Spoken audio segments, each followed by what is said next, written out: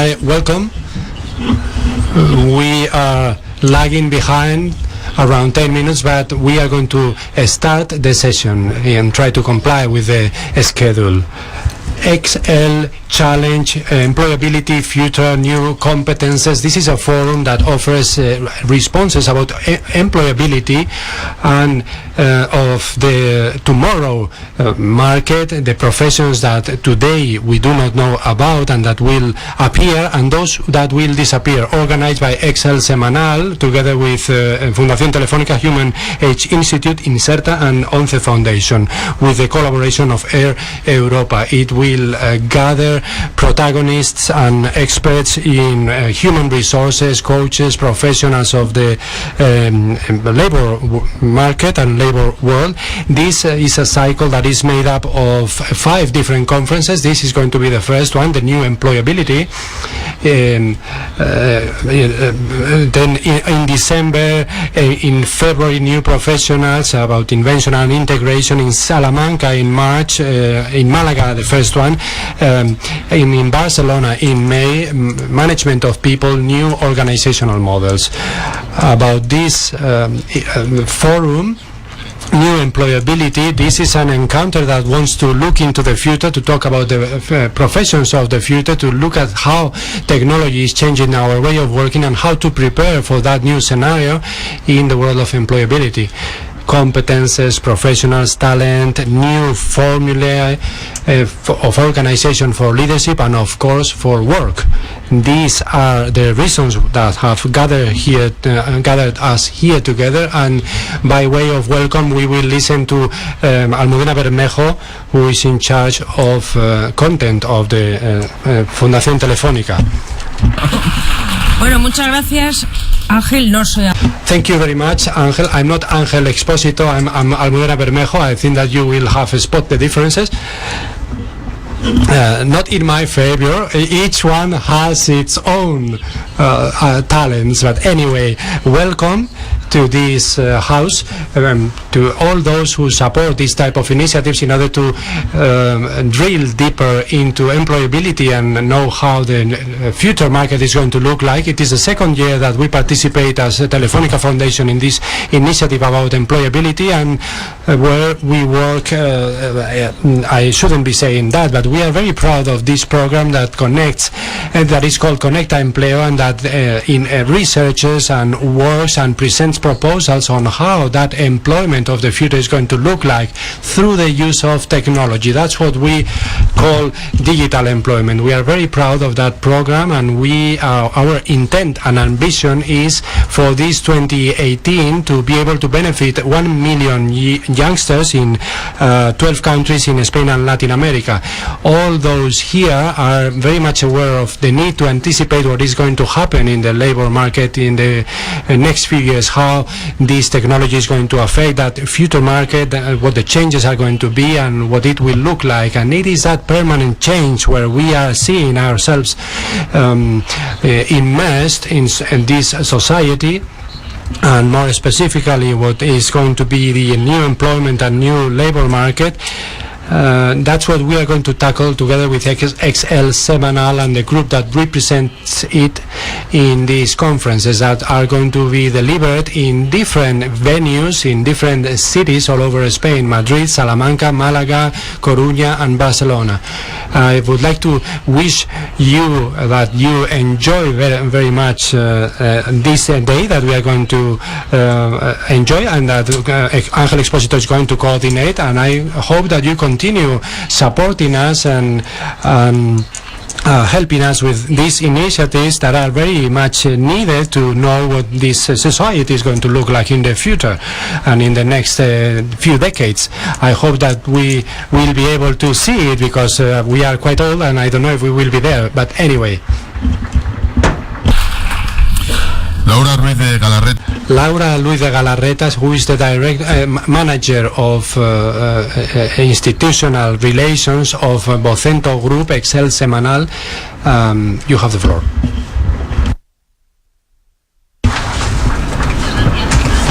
Thank you very much, Angela and Almudena. We have ahead of us a brief schedule, but quite tight and quite intense. There will be interesting interventions about future employment and training and the role of media and of XL Semanal, this Sunday magazine that is the most widespread circulation in Spain. So I would like to welcome you to the headquarters of Telefónica Foundation and to this forum that is organized for the second year in a row by the Sunday magazine XL Semanal with the collaboration of Telefónica Foundation, Human Age Institute, and in this year also ONCE Foundation through Inserta. I don't want to take any more time from you, but I would like to thank all those people that have made it possible to be here holding this venue and looking at these new challenges. Thank you very much for your attendance. Thank you to the organizers and all the representatives of the collaborating companies that have been working for several weeks on this. Here from Oxford y por supuesto. And of course our master of ceremonies that wanted to share with us, taking some time from his own chores. I would also like to thank the personnel of the Telefónica Foundation that are hosting this event. Thank you very much on behalf of XL Semanal and all the collaborating and organizing institutions. I would like to wish you a very interesting morning and very fruitful results.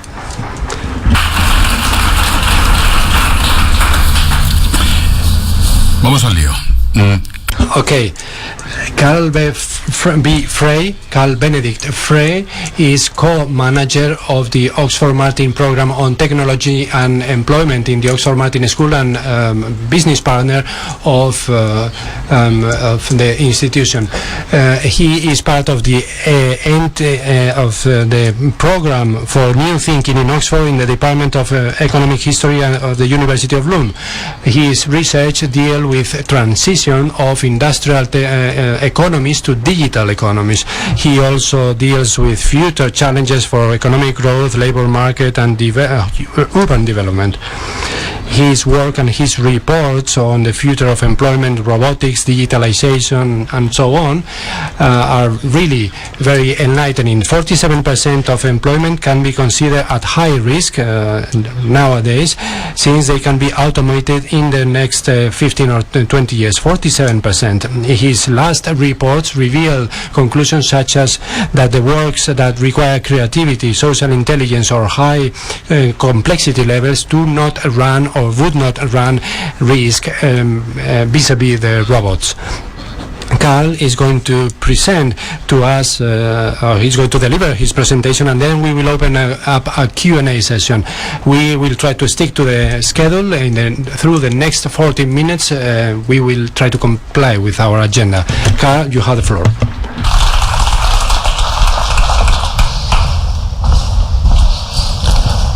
Thank you, first of all, for your kind introduction. Thank you for the kind invitation and the opportunity to speak here today, to share with you some of the research we've been doing at the Oxford Martin School, where we try to understand how technology is reshaping the world of work and what that might mean for the future in terms of growth, shared prosperity, and skills development, of course. And I'm going to try to focus in my presentation about what the implications from the transition we're seeing in the labor force associated with, in particular, artificial intelligence and mobile robotics. And I will try to highlight to you what I believe are the things that we should worry and not worry about, because I think there's been a lot of discussion about this, and it's unfortunate, I believe, that most of the discussion is focused on the subject of whether there will be enough jobs to go around. I think there will be more serious problems than that. But this is indeed a discussion that we've had for some time, and it goes back at least to the early days of the Industrial Revolution, but also persisted somewhat or revived from time to time during the 20th century. And the great scientist Frederick Soddyk was one of the people who remarked that civilization is seemingly pursuing two precisely opposite goals at the same time. On Mondays, Wednesdays and Fridays, it invents new methods of abolishing labor, but on Tuesdays, Thursdays and Saturdays, it seems to be more focused on inventing new labors to relieve the consequent unemployed. Now, while this might seem like a contradiction in terms, it also is evident from the historical record that we have been extraordinarily productive on Mondays, Wednesdays and Fridays. Few in this audience will know anybody who works as a switchboard operator, an elevator operator, a laundress, a lamplighter, and only focusing on the occupations that have actually disappeared hugely understates the transition that has taken place. Imagine taking a farm labor from 1900 and dropping him into today's farm. He will, for the first time in his life, encounter electricity, milking machines, automobiles, tractors, GPS technology, computers. The job is only still with us on paper. The only thing that hasn't changed is the occupational title. And in fact, I would go as far as to suggesting that nearly all jobs that we had back in 1900 has been automated away or changed so radically by now that they are still only recognizable on paper. Now, while this enormous transition has been going on for quite some time, it seems that, if anything, we've been even more productive on Tuesdays, Thursdays and Saturdays. There are more jobs to go around today than ever before. And the prime reason for that has to some extent to do with mechanization, because the entire upsurge in labor force participation in the West relates to women for the first time entering the labor market, which was a combination of social and technological innovations. The mechanization of the household, as quite a few studies have shown, was actually a prime driver in allowing many women to move into the workforce and take in more self-fulfilling paid jobs. At the same time, you can see the male worker has actually, in terms of labor force participation, at least been the loser of the past century. And one reason for that is that physical strength is no longer a great comparative advantage in the labor market. Automation has taken on that job. And as you can see, especially since the age of automation truly began in the 1980s, late 1970s, this trend has accelerated. And if you believe that technology has been the prime force shaping the labor market in the past, there's also good reason to believe that it's going to do so in the future. And many worry that this trend with increased non-employment, particularly among prime-aged men, is likely to continue. There are two things that we do know for sure. One is that computer technologies provide potentially cheaper and cheaper substitutes for human workers. And as you can see, every new computer technology since the 1940s has essentially been cheaper than its predecessor, with the possible exception of the iPad 2, which you can see is a bit of an outlier there.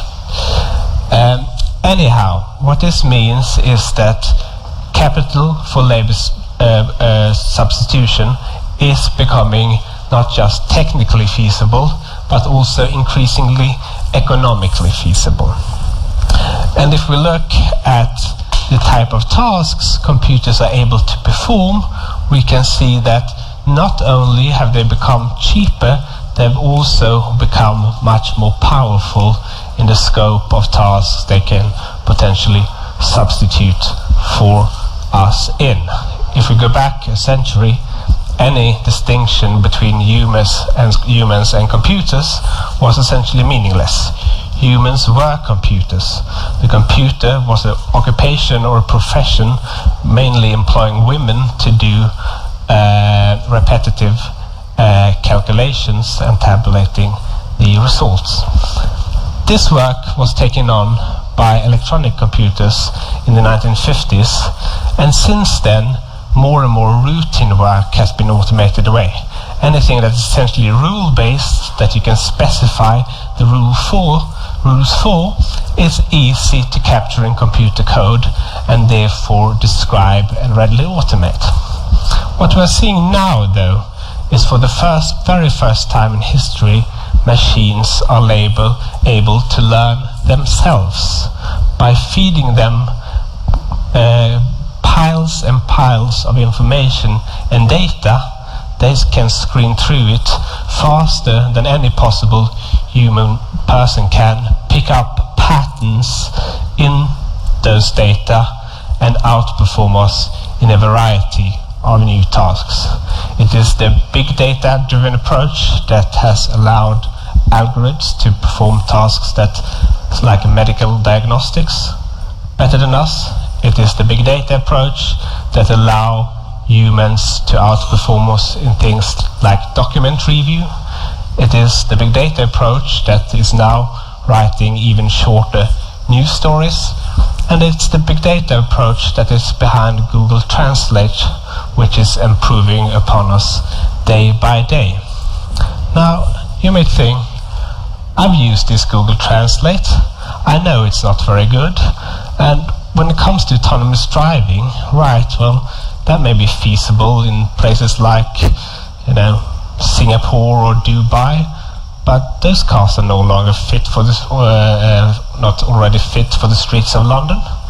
And that may well be true, but those technologies are gradually improving, and the question is not whether they're perfect, the question is whether they are better than us.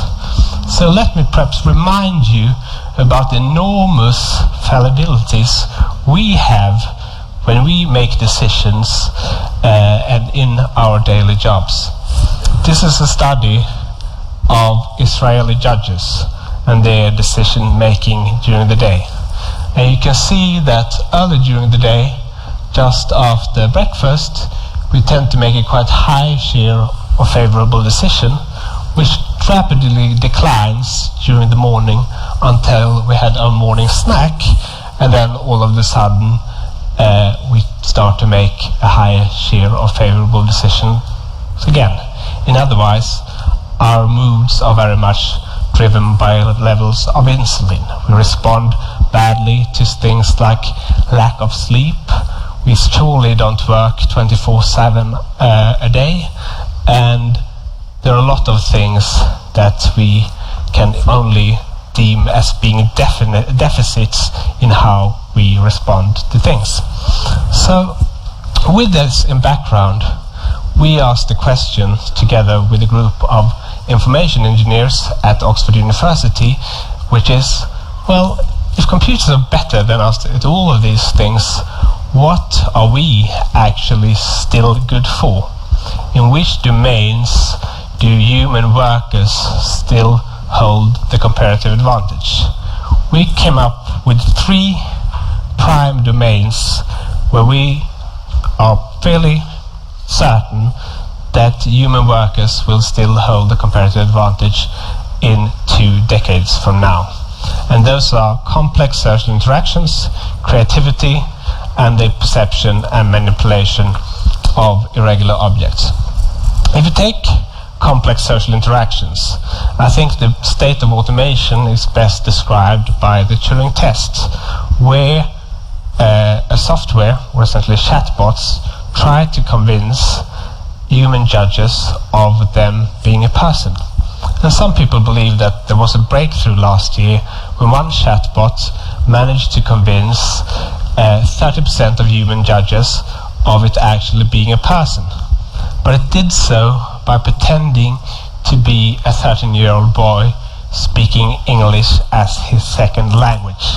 And if you think about the variety of much more complex tasks you do in your daily jobs, where you try to persuade people to follow your ways, you negotiate deals, you assist and take care of customers, these are all tasks that are not even near to be automated in the near future.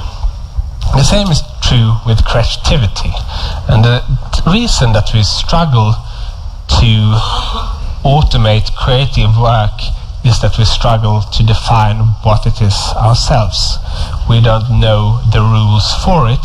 In fact, artists constantly break the rules.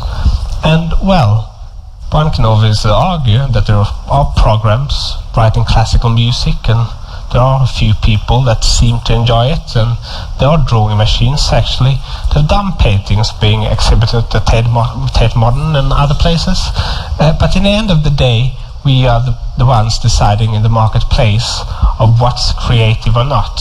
So for you, computers to outperform us at creativity, they would not just have to be better computers, but also increasingly human. And I think that is a comparative advantage that we will still hold for quite some time, if not indefinitely. The last bottleneck to automation, I think, is maybe slightly less intuitive. It relates to the perception and manipulation of irregular objects. So if I want to pick up this glass and have a sip of water, that's a fairly straightforward thing for most of us to do. But if you want to teach a robot to do it, it's actually not that easy. Because the first thing you need to do is that you need to distinguish the object from the background in order to pick it up. And this is slightly tricky in this case, because the glass is transparent, you can see through it. And the second thing you need to do is that you need to make sure that you apply the right amount of pressure when you pick it up in order not to break it. And you can surely teach one robot to do that specific task over and over again. But if you think about the variety of objects you have in your homes, which you interact with on a daily basis, it's almost inconceivable that we will have a general purpose robot that will be able to clean your home and do every task that entails. Picking up pencils, knives, forks, distinguishing plants that are dirty and need to be distinguishing plants from other buckets that are dirty and need to be clean. These are extraordinarily easy things for us to do.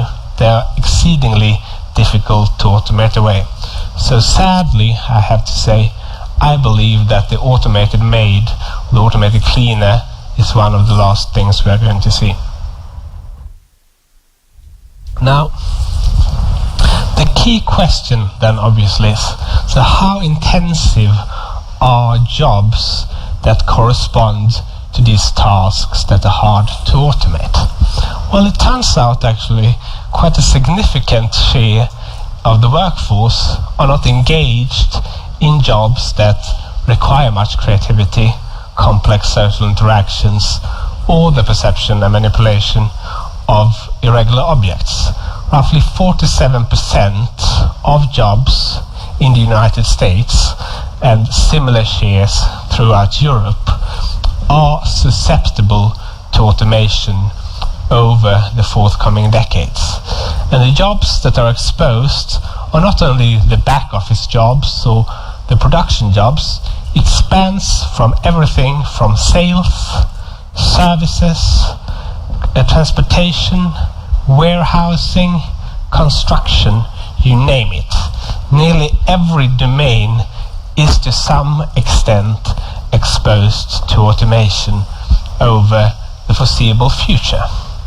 Now, this does not mean that all of these jobs are going to disappear overnight. This simply shows the feasibility of automating work from a technological capabilities point of view. And as most of you will know, that is only one factor determining whether a job is going to be automated away or not. Relative costs between labor and capital also matter. When Nissan produces cars in Japan, they rely heavily on robots. When they do exactly the same thing in India, they rely heavily on cheap labor. If you think about Google Translate, the type of translation work it could potentially do is limited by the fact that you need certain documents to be certified by a certified translator. So unless we certify Google Translate, it's not going to substitute for the work of translators. And obviously things like cultural preferences matter as well. In Japan, you have robots in elderly care. Where I come from, Sweden, that would be completely unthinkable. There would be a public outcry. But if history does tell us something about the future, it does tell us that when something becomes automatable, it is typically eventually automated away. And the question is, should we be concerned that this might sometime in the near future spell the end of jobs, that we will have widespread unemployment as a result of this? I believe that concern is hugely exaggerated. And the reason I believe so is that we have automated nearly everything we could think of away already historically, and we still have plenty of things to do. And the reason for that is that there are still certain things we can do, and that only humans can do, that we still demand. And if we go back 100 years, we could, with today's technology, automate nearly everything we could do back then. If we had wanted to maintain the living standard of the 1930s, we could have said, well, let's work until April and then take the rest of the year off. But we have apparently decided not to do that. And the reason for that is that we are seemingly greedy. We are very happy to work a few extra hours, to have those hot yoga classes, to travel around the world, to go to restaurants, to do all of these things that we perceive to be nice and necessary. And as a result of that, plenty of new demand has been created. And it's quite an extraordinary fact that as productivity and consumption has grown by 800%, the share that we take out of our newfound wealth in terms of leisure has only grown by 8%. That suggests that we are indeed quite greedy, and from an employment point of view at least, greed is good.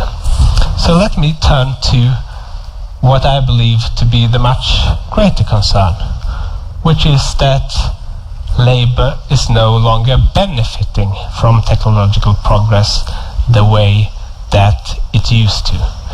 Even before the days of labor unions, even during the Gilded Age in the United States, compensation grew roughly in tandem with productivity.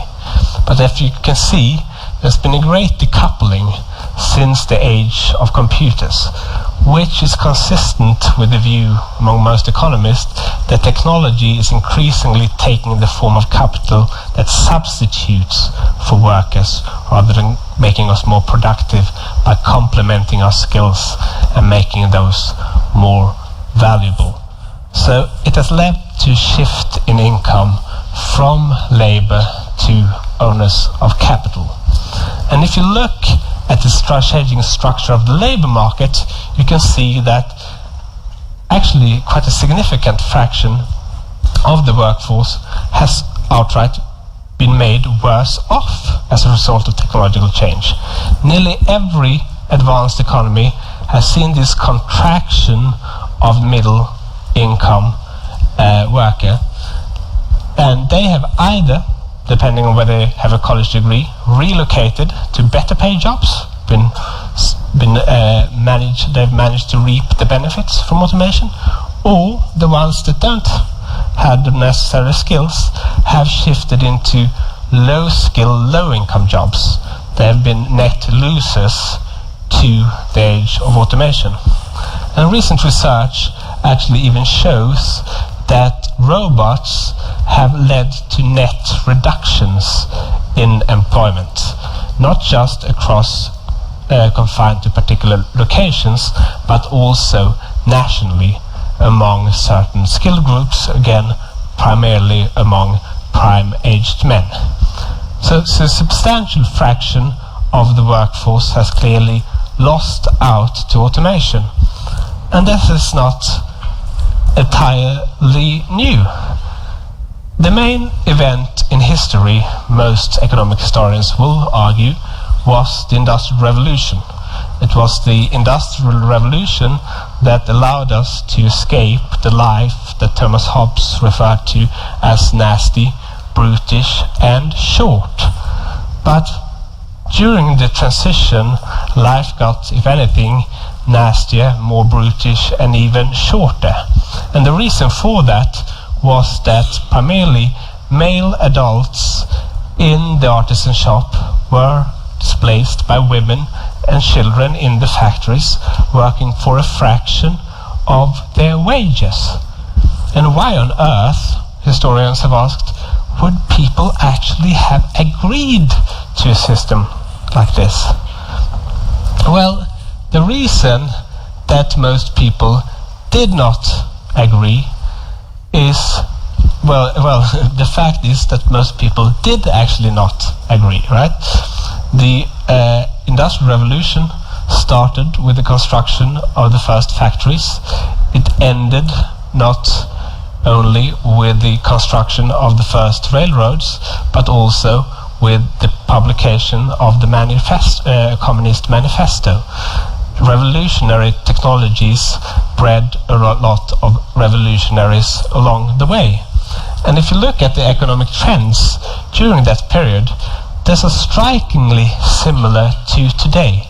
Median wages were stagnant, the labor share of income was falling, a lot of people lost out to the process of automation.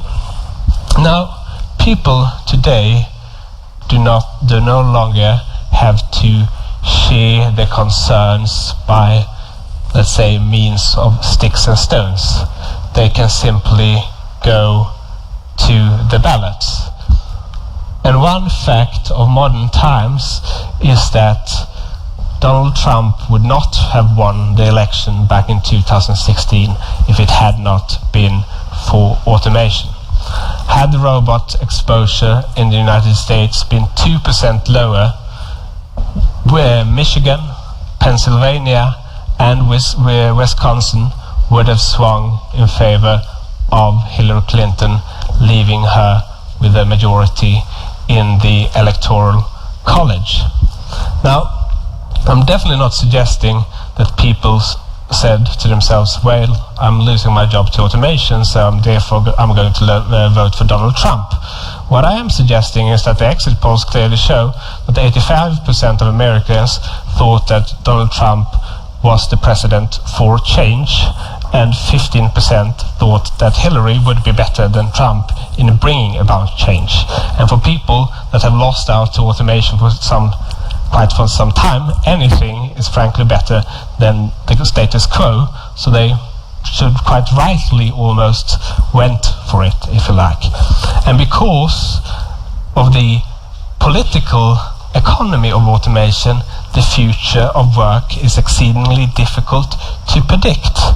85% of Americans now today favor policies that restrict automation in the workplace.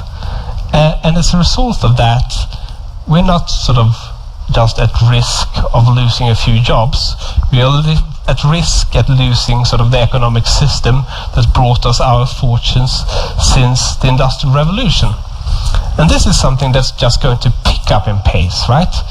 Robots are confined to a very small group in the labor market that have lost out to it. Once you have trucking being automated away, taxi drivers, all these jobs that exist in every local service economy, location after location is becoming more exposed to automation. And while some people worry about trade, this is the much bigger story. Most people work in non-tradable sectors of the economy that are not exposed to globalization, but they are heavily exposed to automation. And when I worry about this, I worry even more about the developing world. If we look at how we once become rich, it was through industrialization, by shifting workers from low skill, low income agriculture jobs into manufacturing. Manufacturing employment in the West usually peaked around 35%. In China, India and Brazil, it has already peaked below 20%. And the reason for this is that even in those countries, production is becoming increasingly automated. So it's a big question mark whether these countries will actually be able to shift in to a substantial share of the workforce to reach prosperity by simply shifting workers from agriculture to manufacturing. I suspect China may have been one of the last countries that have actually achieved this, and not quite surprisingly, if we look across countries, we find that developing countries are hugely more exposed to automation than the advanced world. And that relates to the fact that it's now mainly the low-skill, low-income jobs that are susceptible to automation going forward. It used to be the case that at least low-skill jobs were the safe havens for workers that lost their jobs in manufacturing. Now it seems that many of those safe havens are disappearing. Meanwhile, we see that new jobs are in fact emerging. Those tend to be highly skilled jobs. If you look at industries that exist today and didn't exist back in 2000, and the people they employ, those workers are much more likely to have a college degree, they're much more likely to have a STEM degree, they earn almost twice the US median wage. But also, those jobs tend to emerge in different places from where old jobs are being automated away, and especially they emerged in places that already have a great abundance of skilled workers. So this is leading to an increasingly geographical divide within countries and across them. And what we need to manage, I believe, more than anything else, is the relocation of the workforce from contracting places to expanding ones. That involves reskilling the workforce and making sure that they have the skills to take on the employment opportunities that are being created in those places, but also make sure providing sufficient housing in those places for people to actually live and work there. And this also means helping the people that don't necessarily have the financial means of moving to actually do so. And with those thoughts, I would like to leave it open for questions and hope there's a minute or two for them. Thank you.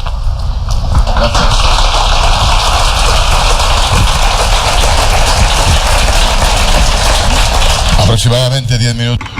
We have 10 to 15 minutes for questions. If you have any questions for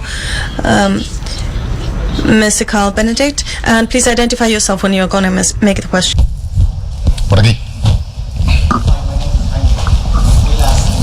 Espera. Hi, sorry. My My name is Jaime. Will a CEO job will ever be replaced? I don't think so. So I mean, it depends on what you do as a CEO. If you specialize in, if you're a one-man show and you specialize in very routine work, then your job might be automated away. But no, I think most of the jobs that require complex social interactions, assisting customers, negotiating, persuading, managing larger teams. These are very complex social interactions in which where we will still hold a comparative advantage for quite some time. So I believe that that's very unlikely. Thank you. ¿Más?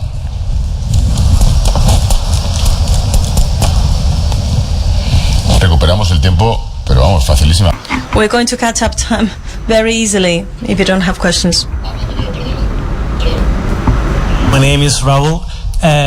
What can you do from a parent's point of view to educate your children to be ready for this kind of future? What kind of skills we should promote into them as opposed to the traditional school system? Well, I think one reason I believe that Oxford University is still an attractive place to study is that we have the tutorial system. And what the tutorial system entails is group work with 2 to 3 children, writing essays, discussing them, debating, engaging people to think and discuss and debate. And I think that's the best thing a parent can do as well, to actually get children to read relevant things, to think about them, to debate and discuss, and I think that fosters both creative and social skills, and I believe that is the most simple thing you can do as a parent. So I don't think we need to reinvent the wheel every time. ¿Alguna más? Any other questions?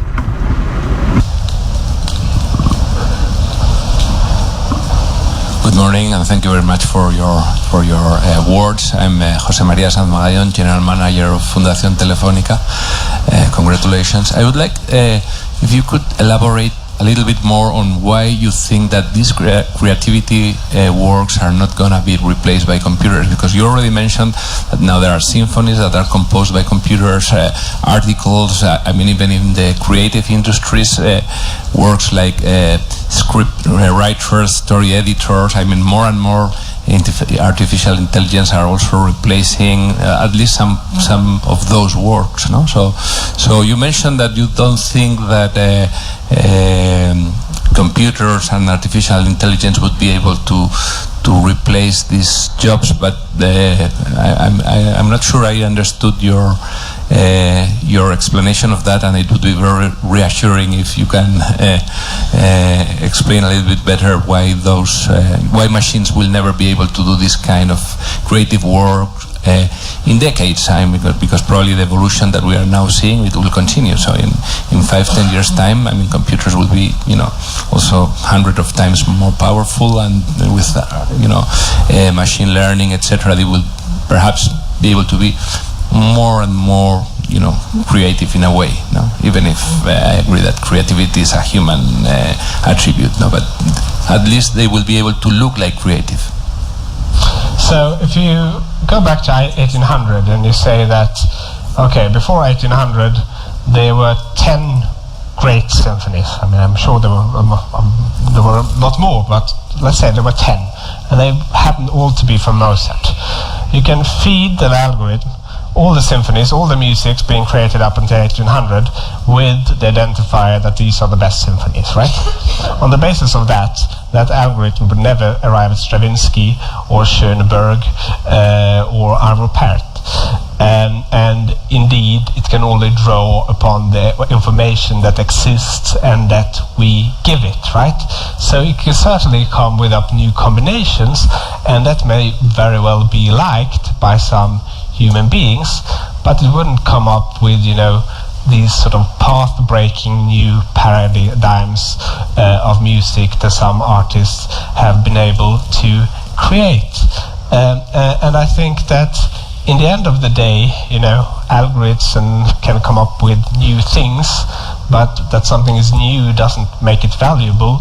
And I think that things that we tacitly understand may attract other people to our music, for example, is more powerful and more difficult to grasp through data than a lot of people think. So when you have a sort of reasonably closed system, some type of game, there's sort of finite amount of things you can do in a way, and that we can more easily automate away. But yes, so I think that's hopefully that answers your question. La última. The last. Thank you, Carl, for your speech. I'm here. I'm here. Which, in your opinion, of course, are going to be the effects on our society? How do you see our future society, our values, our way to spend our time, or I don't know, how it's going to change our society and our way to think and spend our time? So I think, first of all, it's important to realize that we have all these debates we have had for hundreds and hundreds of years, right? If you go back to the Industrial Revolution, writers like Peter Gaskell and Kay Shuttleworth worried about the dehumanization of work and people being enslaved to the repetitive motions of machine, and that would hinder their intellectual development and make them less virtuous people. And Marx and Engels took on some of that critique, and in the 1970s you had Harry Braverman who argued essentially the same thing. And so we're always worried about sort of technology changing our value system, and the dehumanization of work, and also the end of work. So I think the worries that we see now are extraordinarily similar to what they were once ago.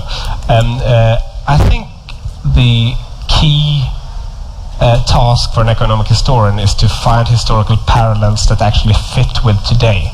And at least when it comes to the economic trends, this time is extraordinarily similar to the Industrial Revolution, not just that it displaced a substantial share of the workforce, but also that owners of capital were the prime beneficiaries of technological progress. And I think this sort of growing polarization of society, as you like, has naturally translated into political polarization of society. Trade and technology has become shocks which has reinforced ideologies on both the right and the left to their extremes, and it's led to growing polarization of society. And what happens when society is becoming increasingly polarized is that essentially nothing happens because you can agree on anything, or you end up with a civil war. And I hope that we will find some middle ground eventually, and deal with this problem in a pragmatic way.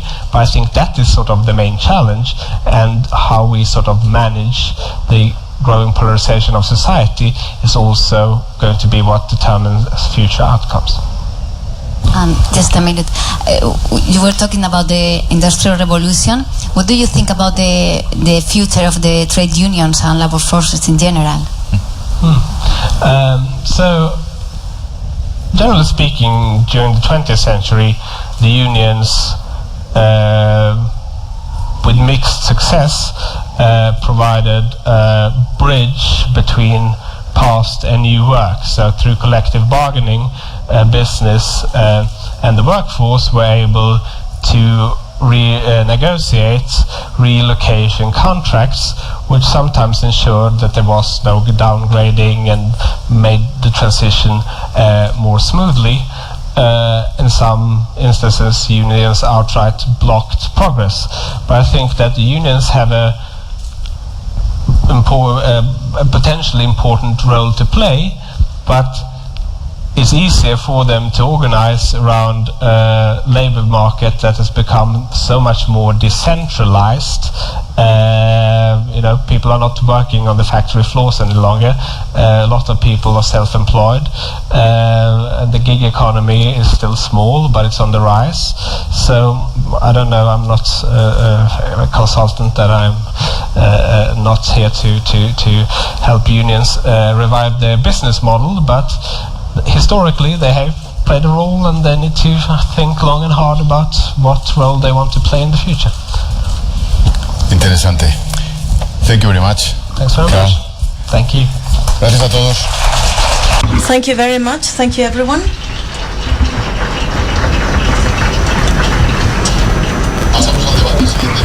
We're going to start the debate. Please, Pere, Sara, Jorge, and Este. I will introduce them in a second.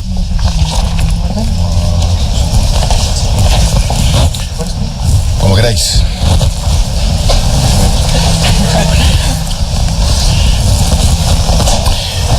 Una sociedad preparada para el cambio. A society prepared for change.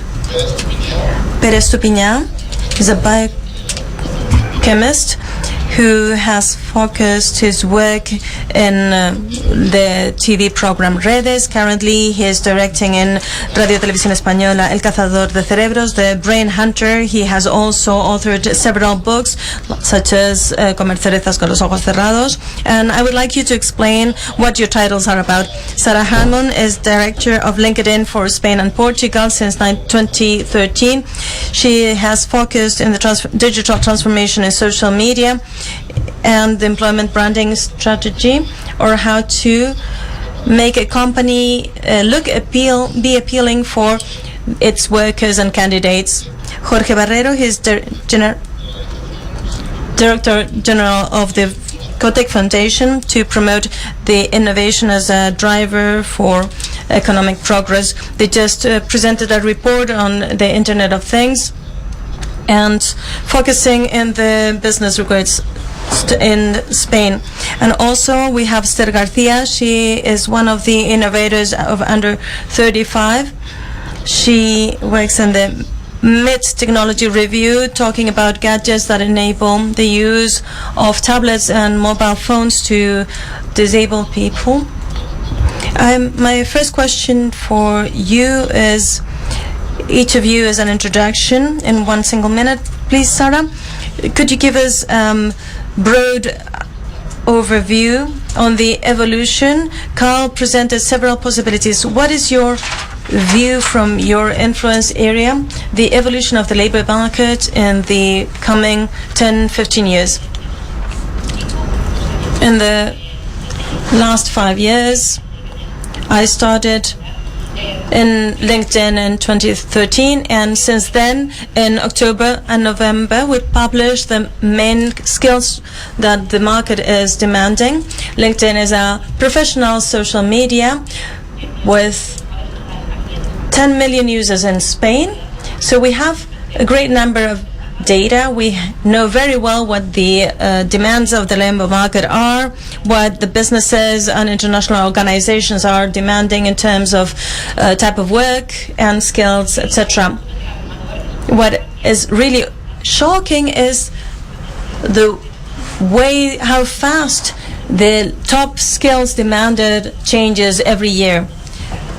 5 of the skills that were requested last year are no longer in the top 10. And I'm very interested in knowing and learning your view, because the pace of change is not being kept by the education and the training in certain skills. We're talking about geographical and regional skills, not only global. And in particular in certain jobs, what we try to do is to make professionals more productive, and our mission is to create economic opportunities for the international workforce. What concerns us is not only that the robots are chasing our jobs, but who is going to program these robots? Who is going to maintain them? Who is going to write the software programs for these robots? Will it be somebody in India, or will they be located here in Spain? What Carl has shown us in his graphs before is that currently, at this moment, some economies are catching up with us, but in the developed world, the education is the most educated and qualified one. But I see that in the short term, the developing economies might catch up with us because they're focusing in the skills that the labor market is requesting, and they're focusing in them more than us. She has opened several questions now. I would like to have the role of the scientific journalist that I am, and I'm very skeptical in general when it comes to look at all this revolution, the fourth industrial revolution that we are experiencing. And you were asking me about the titles of the books. Eating Cherries with Our Eyes Closed is one of the titles of my books, and it refers to cherry picking, which relates to selecting the data that we need to sustain our hypothesis. And you see that many people are picking some data in order to defend that this is going to be a great transformation, and then you can go to other sectors and realize that the change will not be so dramatic. I like the vision that Carl brought about today, because when we talk about the technology impact, and I think this is right, what somebody said, we tend to underestimate it in the long run and overestimate it in the short run. And if you look a lot at sci-fi movies, it looks like robots are going to take over completely. But when in my daily work, I visit laboratories, and a few months ago I was in the Stanford Artificial Intelligence Lab, and it was a real downer because the robots that they have, and I was talking with one of the top experts in robotics, and he was telling me that people are just overestimating the potential of robots. We're talking about the fourth industrial revolution. If some people say that it changes us, but I'm not so sure about that. When you talk with Helen Fisher, who's studying love and the way love is changing with the social media and Tinder, etc., and it's not changing, she claims that the change is about the way we meet, but it's not. Our brains are not changing, and the way we fall in love is not changing. And here I wanted to say this to you. This is the hype cycle, which maybe some of you know. When a new technology comes about, there's a peak, there's a technology trigger, and then after that it reaches a peak of inflated expectations. And after that, there's disappointment, and I could go for cherry picking and order my Google glasses, but I wanted to ask something. What you told about cherry picking, but one of the titles of your books is to scratch the area that is not itching. But if when you scratch something that is not itching, it makes it itchy automatically. So this is a book about triggering curiosity.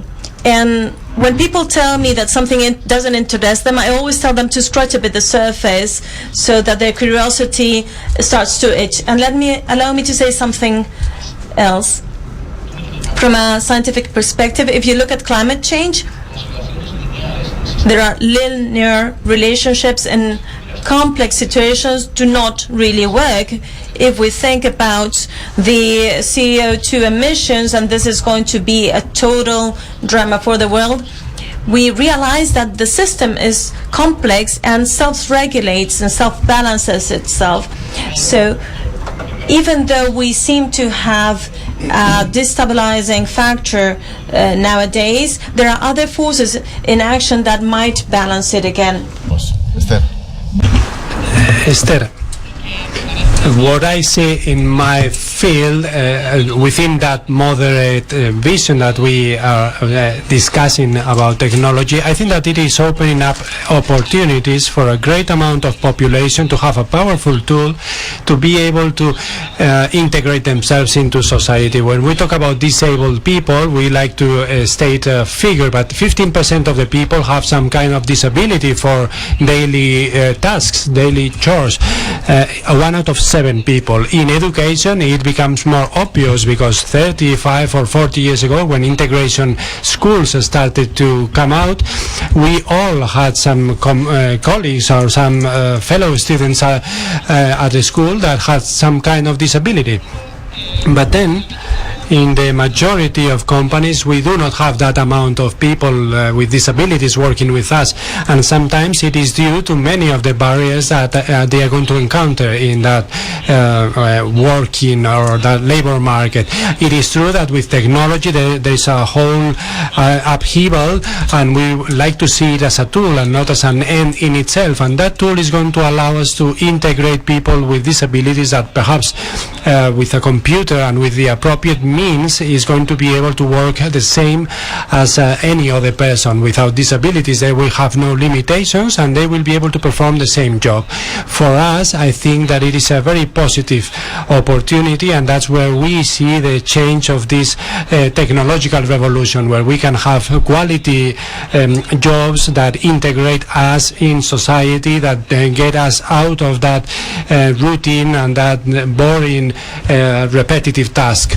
And we hope that that is a revolution that is going to take place, a useful revolution that will allow us to improve in every area. Well, it is interesting because you have calmed down a little bit. I don't know if that is a euphoria or at least a perspective of things. What do you think, Jorge?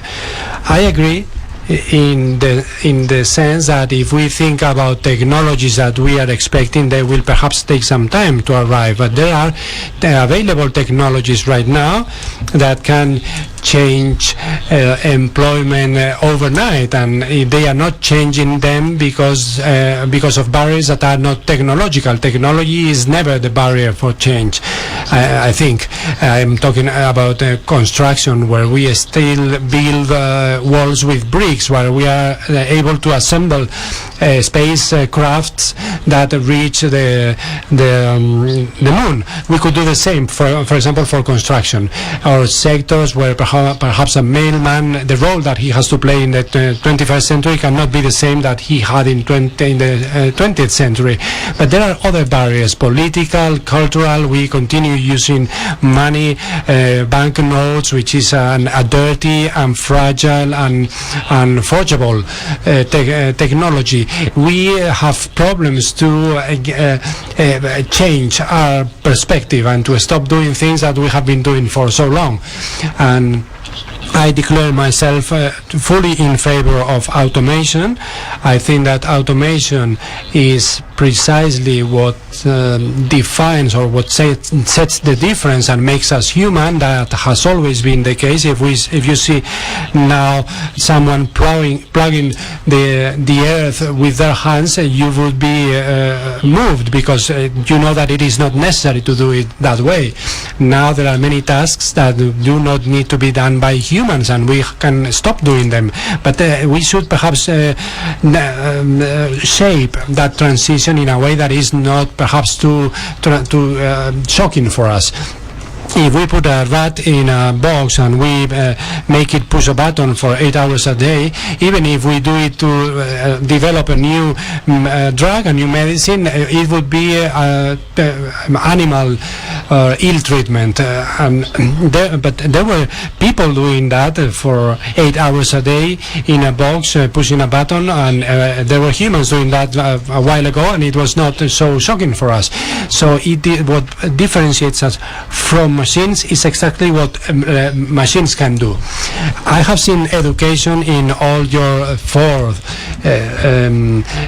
explanations. I wouldn't like to restrict this question to Spain, to the 17 different systems that we have in Spain, depending on the region. But consider this question of education training for the future in general lines. Here, with what we know, I ask the same question for you, and we go the other way around. We start with Jorge. Are we approaching training and education well from the infancy to older people, or are there ups and downs? We have been working on this topic for several years. We have performed sociological studies about the opinion of Spaniards about change and automation of employment. We have analyzed specific aspects where there perhaps are niches like big data or Internet of Things. Let's see in the short term whether those are also automatable tasks. But as far as I know, I belong to a generation where our parents used to press us with two things, computers and English. And they were right. Those are precisely the two aspects that have limited me the most in my professional life, not knowing more English or more IT or more computing. But is that going to be what limits my 9-year-old daughter when, for example, the technology simultaneous translation is going to be a standard in 2 or 3 years' time, and English is not a competitive advantage any longer? What can I convey to my daughter? And I would like to say that I agree with our speakers. What distinguishes us from our machines, the generosity, teamwork, the sense of justice and of fairness. We have to train it every day, not just after lunch. And I would add one more, which has to do with a reflection about what is happening in Spain, which is the sense, the feeling of reality, whether we are able to make up a parallel reality, so to speak, when we only have as a tool to reinforce that craziness. Twitter, what will happen when we have the possibility not only to declare independence but also to put our glasses on and consider that it has happened and leave that world? Yeah, but that was only for 10 minutes. No, but really it is going to become less and less easy to distinguish reality from virtual reality. We are talking about technology, robotics and digitalization, but when we ask about education, we talk about humanistic education. That's interesting. Esther, yeah, I think it is essential. In the end, education, social education, human education is going to be the engine of everything that we build, but there's no doubt that the technological knowledge and all the information that we can have and gather, and English and computing, as you said, I think that it goes beyond learning a subject, but it's learning a way of thinking, a way of structuring our mind and prepare ourselves for the future world. Education here in Spain may have lots of defects, and we always say that means that we are demanding, but I think that we are making a great effort to improve it, to incorporate technology in the best possible way. It is a huge infrastructure, so to speak, and it is difficult to change, but we have to keep working on that, and we have to try for new generations to learn to assimilate that change, that shift in the way of thinking that we are going to have to face in the future. I don't think that we will lose the concept of reality, the virtual world. I don't think it is going to change us. I'm quite skeptical about that, about how big this shift is going to be in the future. But we will have to be facing other labor realities for which we will have to be ready. I had to face a completely different labor reality than the one my parents faced, and I guess that the next generations will go through the same problems. I think that it is a huge challenge. I think that is the most important area, and that not enough is being done, and perhaps the solution should come from abroad or from other areas with more innovative approaches. we interviewed someone in my TV show, and they were saying, yeah, but you cannot ask a child what he wants to be in the future, but you will have to ask, what things would you like to do in the future? Perhaps because he will want to do several things at the same time, or sequentially, or at the same time. I perform different jobs right now in my life, and I think one of the changes, just to bring it down to earth, I'm going to give you an example. We talk a lot about the need to develop competences more than knowledge. Of course, technological and humanistic knowledge is important, but what we are certain about is that there is going to be a change, and change is going to be constant, permanent. And what is important is to have that attitude, that mindset, to adapt to change, to see how you can recycle or retrain yourself. I have a report here, and they are promoting things in Latin America regarding this, and you can see what programs are working and which ones are not.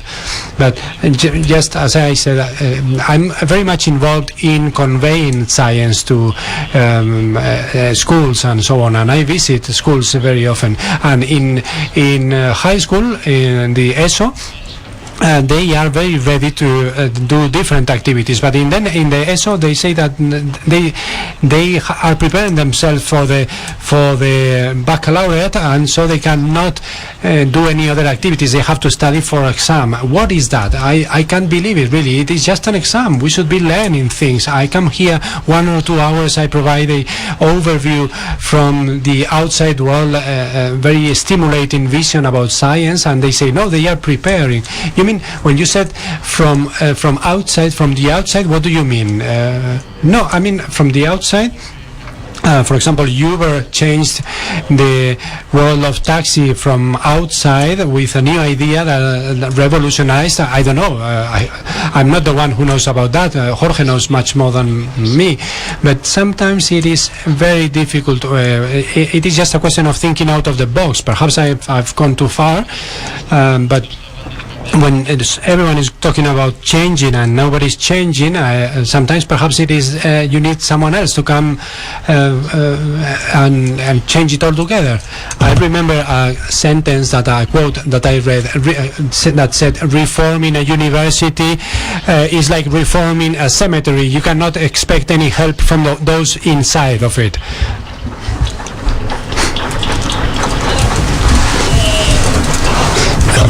Let's see. I am American. I'm not going to criticize the Spanish education system because it will be too daring of me. But what are we seeing right now in the world? What has value in economic terms in the world nowadays? Is it technology or is it ideas? I agree fully with what Carl has just presented. What we build, what we contribute to the world as human beings is social intelligence, manipulation, creativity, being able to make a difference between what is valuable for society and what is not. A robot is not going to be able to do that. The 50 companies with the highest capitalization right now in the world were born out of ideas, not out of technology. Technology is at the service of the idea. Uber, for example, that is an idea. They have reinvented taxi? No. They have reinvented the driver? No. They have reinvented a business model. That is creativity. That is an idea. I doubt very much whether a computer is going to be able to extrapolate or use those data, because we cannot give the computer that type of intelligence that he will need, although he may have deep learning or whatever artificial intelligence is fashionable lately. But now I come back to competences that are being demanded by the world today, and that is very much in line with how we should be preparing our younger generations, but also ourselves. First, what I said at the beginning, we are not reaching the demand of the market in technical competences. If I look at the most demanding skills is cloud computing, statistical analysis, web architecture, Q&A software, recruitment, talent recruitment, marketing, SEO and SEO software, system control software. Those are the most demanded skills, and I know because those are skills and competences that we deal with, and those are data that are included by someone in the profile in LinkedIn, for example. But the value that are the most important skills are the attitudinal skills. What does that mean? That's what we are trying to do, to use artificial intelligence in order to measure and to apply algorithms to the behavior of users. And I think that the disabled people have those competences and those skills: resilience, change management, effort, creativity. They know how to reinvent themselves at every point in time in their life because they have been doing it for all their life. And so those are the people that have a lot to teach us. And I think that's what we are seeing with the companies. They are demanding a way to measure those attitudinal skills, those which relate to attitude, change management, how to react, how to spot an opportunity, how to be creative, how to work remotely. In the gig economy, perhaps we will be working for a company where we won't see a human being. Perhaps we will work from home. I know it is not the most efficient one, but at least in order to be able to manage our autonomy. Yeah, you've opened up a new question that I want to add, the digital gap from a double perspective. On the one hand, you are breaking with the discourse that I had in mind. I'm happy about that, but can digital press exist and orient itself towards specific geographical areas or groups of people, Esther? Yeah, for sure. I have no doubt about that. The clearest example is the one that I was telling you about. The people with disabilities have to reinvent themselves, and they have to integrate themselves in a future that is not really conceived for everyone. If we talk about a touchpad, we create lots of applications, but we cannot think about how someone who is blind or who cannot move the hand can use that tablet, or the information perhaps that we need to understand, complex information that is becoming more and more complex. Not just for disabled people, also elderly people, and there's an obvious gap there, and that's the task of developers and the people that are working in this area to turn it around and turn that gap into an opportunity. Let's take advantage of all those technological advances to allow them to do something that they were not doing up to now. Yeah, but that's regarding the technological progress, but I'm talking globally. Perhaps globalization, it can be great, but the world is much bigger than Europe, United States, Canada and New Zealand. Yeah, we are always, our approach is always a single one, our single Western approach. But the World Economic Forum was stating or warning us that there can be also a gender gap, that the gender gap is increasing right now. And that quote from Ericsson saying that electricity is going to allow women to integrate themselves in the labor market because physical strength is not going to be so fundamental. But for example, manufacturing or administrative work, those were areas where women have been able to penetrate, and the World Economic Forum is warning about a possible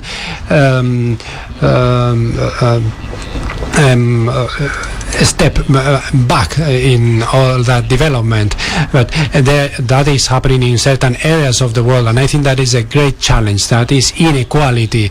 The speed of absorption of technology by the higher layers of society or some developed areas is much faster than those poorer societies. And so although we improve those lower layers of society, the gap is going to keep increasing because we are making progress much faster than them.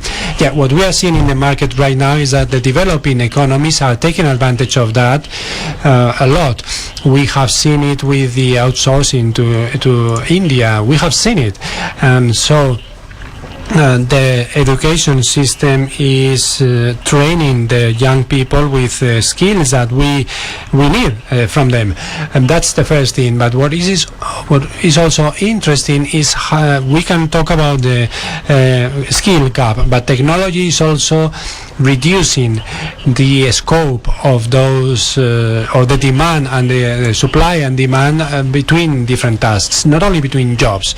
And I'm going to give you an example. I think it's a very good one.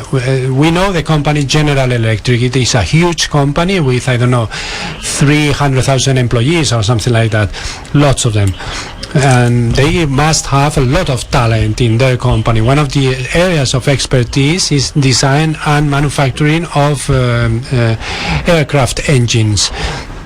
We know that an aircraft can be much more efficient and could be saving a lot of fuel if it is lighter. So they had a problem in their business. They needed to reduce the weight of a connection, something that connects the wing to the plane. And so they thought, can there be an engineer in the world? And they created the gamification. That's very difficult to say in Spanish for an English speaker. But they launched a contest, and we will pay $20,000 for the person that can take out more weight from this part. And they put together that contest. 600 people answered. There were 10 shortlisted finalists, and none of them was an engineer. It was won by someone from Indonesia, lowering the weight by 80% without any formal training. And we are talking about the skill gap or competence gap. I don't think there is a gap. I think that the most needed competence is to be able to recognize opportunities, how to look for opportunities, not because I live on a social media, but everyone has to have a digital profile. We are seeing the world more. We are looking for jobs on the internet, on the digital world, and perhaps they may be obsolete here, and you could be working remotely for Africa, for example, where you may not be obsolete. So you have to commercialize your skills in that new world. Okay, let's close this chapter. Yeah, and to contribute something new, because it has been excellent what I've heard. I'm not an expert at that, but what experts say is that in the field of inequalities, there is a great risk of them increasing the inequalities. You mean geographical ones? No, all of them. And it will depend on what we do. Of course, the policies that we propose, they will be growing or not, but the trend is that they will continue growing. One of the aspects where we can have more disparities is the excluded ones, and that is a age range, not only age range but also knowledge range. And if this shift takes place as fast as it is forecasted, what will we be doing with those people that cannot be recycled? For example, I could be an excluded one. I don't have digital competences and skills. Perhaps I may have other skills, but 50-year-olds and all those people, and we have an interview with Klaus Schwab, and he says the effort that they should be making and the society to be able to reintegrate them in society could be perhaps counter-producing. So perhaps it would be like much better to have a subsidy, some kind of basic rent, and motivate them to perform some kinds of non-paid activities, non-remunerated activities, and that make them feel integrated. But the change is going to be so fast that there's going to be a sector, a group of people that won't have the capacity to recycle themselves. Okay, we started talking about the digital gap, and now we have three pillars, three legs: geographical considerations, certain groups of population, and the excluded ones. That's very interesting, and we could perhaps spend a lot of time talking about that. I'm going to ask a question. This is a brief survey for everyone. We have asked about education, and I wanted to ask about a couple of questions now. Who thinks that our education systems, from the young people to the older people, thinks that we are training our children and ourselves for that future world? Who thinks that we are training and educating people well? That's very impressive. Two people. I don't know if I've missed anyone. Three. That's spectacular. The rest thinks that we are not educating our children enough. I don't know if who thinks we are not training them properly. So I think we are doing a bad job. And then in your group, in your sector, in your population, in your group of people, who thinks that the leaders are well trained for that new digitalization, for that reindustrialization? Are we, those who lead teams, not just companies or institutions, are leaders well trained for that change? Who thinks that they are? That's even worse than education. There were three for education. Nobody. Leadership. Let's discuss about leadership. I was expecting, I wanted to see what Carl was going to do, and I was going to copy him. But I don't know about the business world. No, you lead a TV show, so you are a leader. I'm not well prepared. I'm doing a TV show in Televisión Española, and I know that there are things that I see that I'm not well prepared, for example, for multimedia, social media, and so on. And they ask me to lead that TV show because perhaps I have some skills that are a little bit outdated. But that's what Telefónica, Televisión Española does.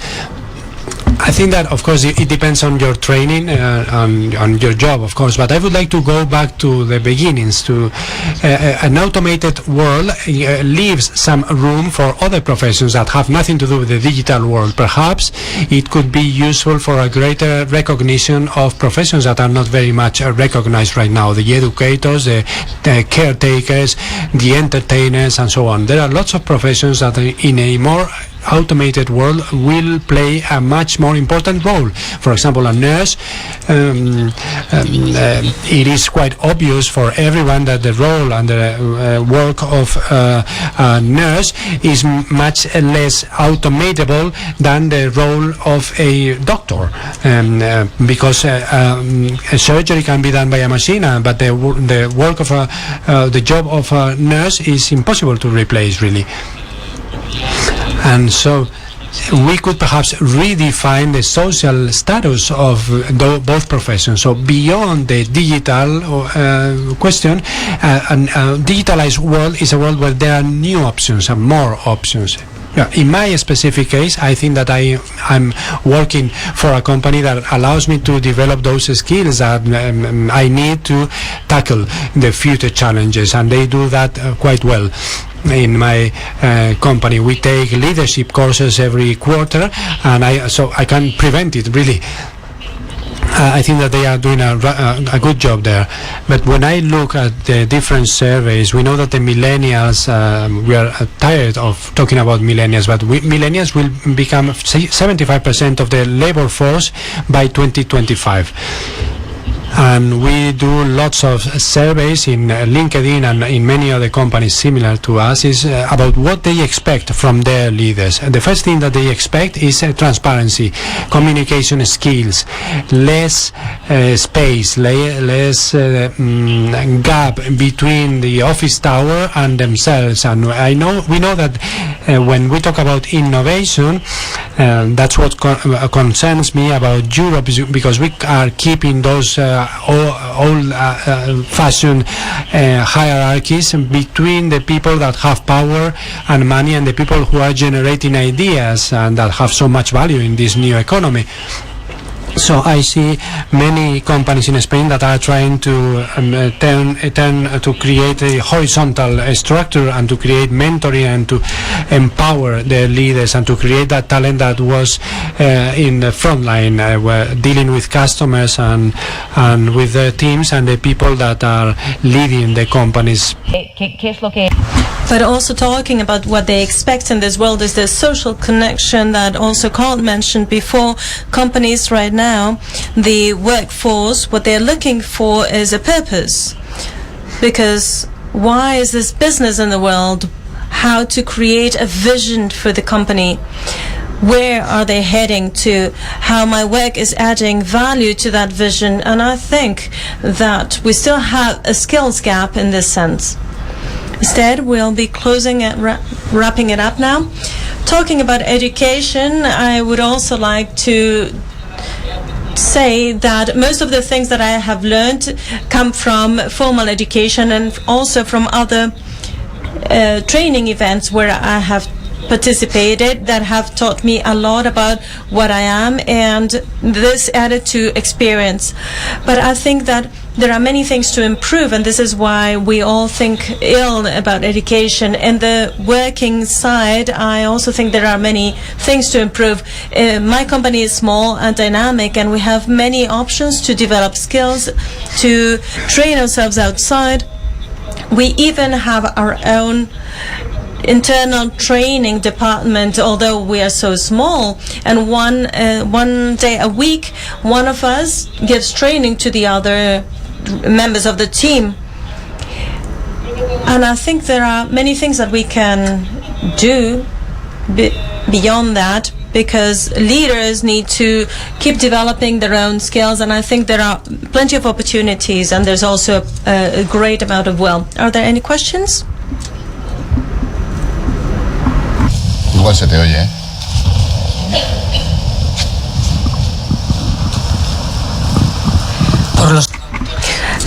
I'm using the microphone because of the translators. I think it was very interesting. Thank you, everyone. Ángel, congratulations. Sara, Pere, Jorge, and Este. And Ángel, I wanted to tell you that I agree with what you said, but there's something that can be done, because the result of your question about us doing the right job as a society, not only as a country, is very disappointment. But what we can do is to input in the political agenda state agreement on the digital agenda and the digital education. Either we do this or Spain is going to start lagging behind. I think there's a great work to do. Obviously, Pere has a great TV program where he can stimulate and also call people about this need. And also, Ángel, I think I was where you are a few months ago or some time ago, and I want you to give my regards to your colleagues. But as journalists should keep in our minds that in order to grow and to develop as a society and as a country, we need to join in the technological revolution, or else we will be lagging behind. We need to input this in our programs, in the questions that we ask our politicians. We need to be from the media all the time talking about this, so society really grasps it, and that it is the very society that demands it. We have the tools that are very powerful. We have LinkedIn, we have Facebook, we have plenty of tools that we can use, and we can do something from our jobs. In a few minutes the minister will be here, so we could talk to her as well. Any other comment to do? I agree that this is a problem for us as a society. We look onto education when there are big flaws and deep flaws, and I think we do right.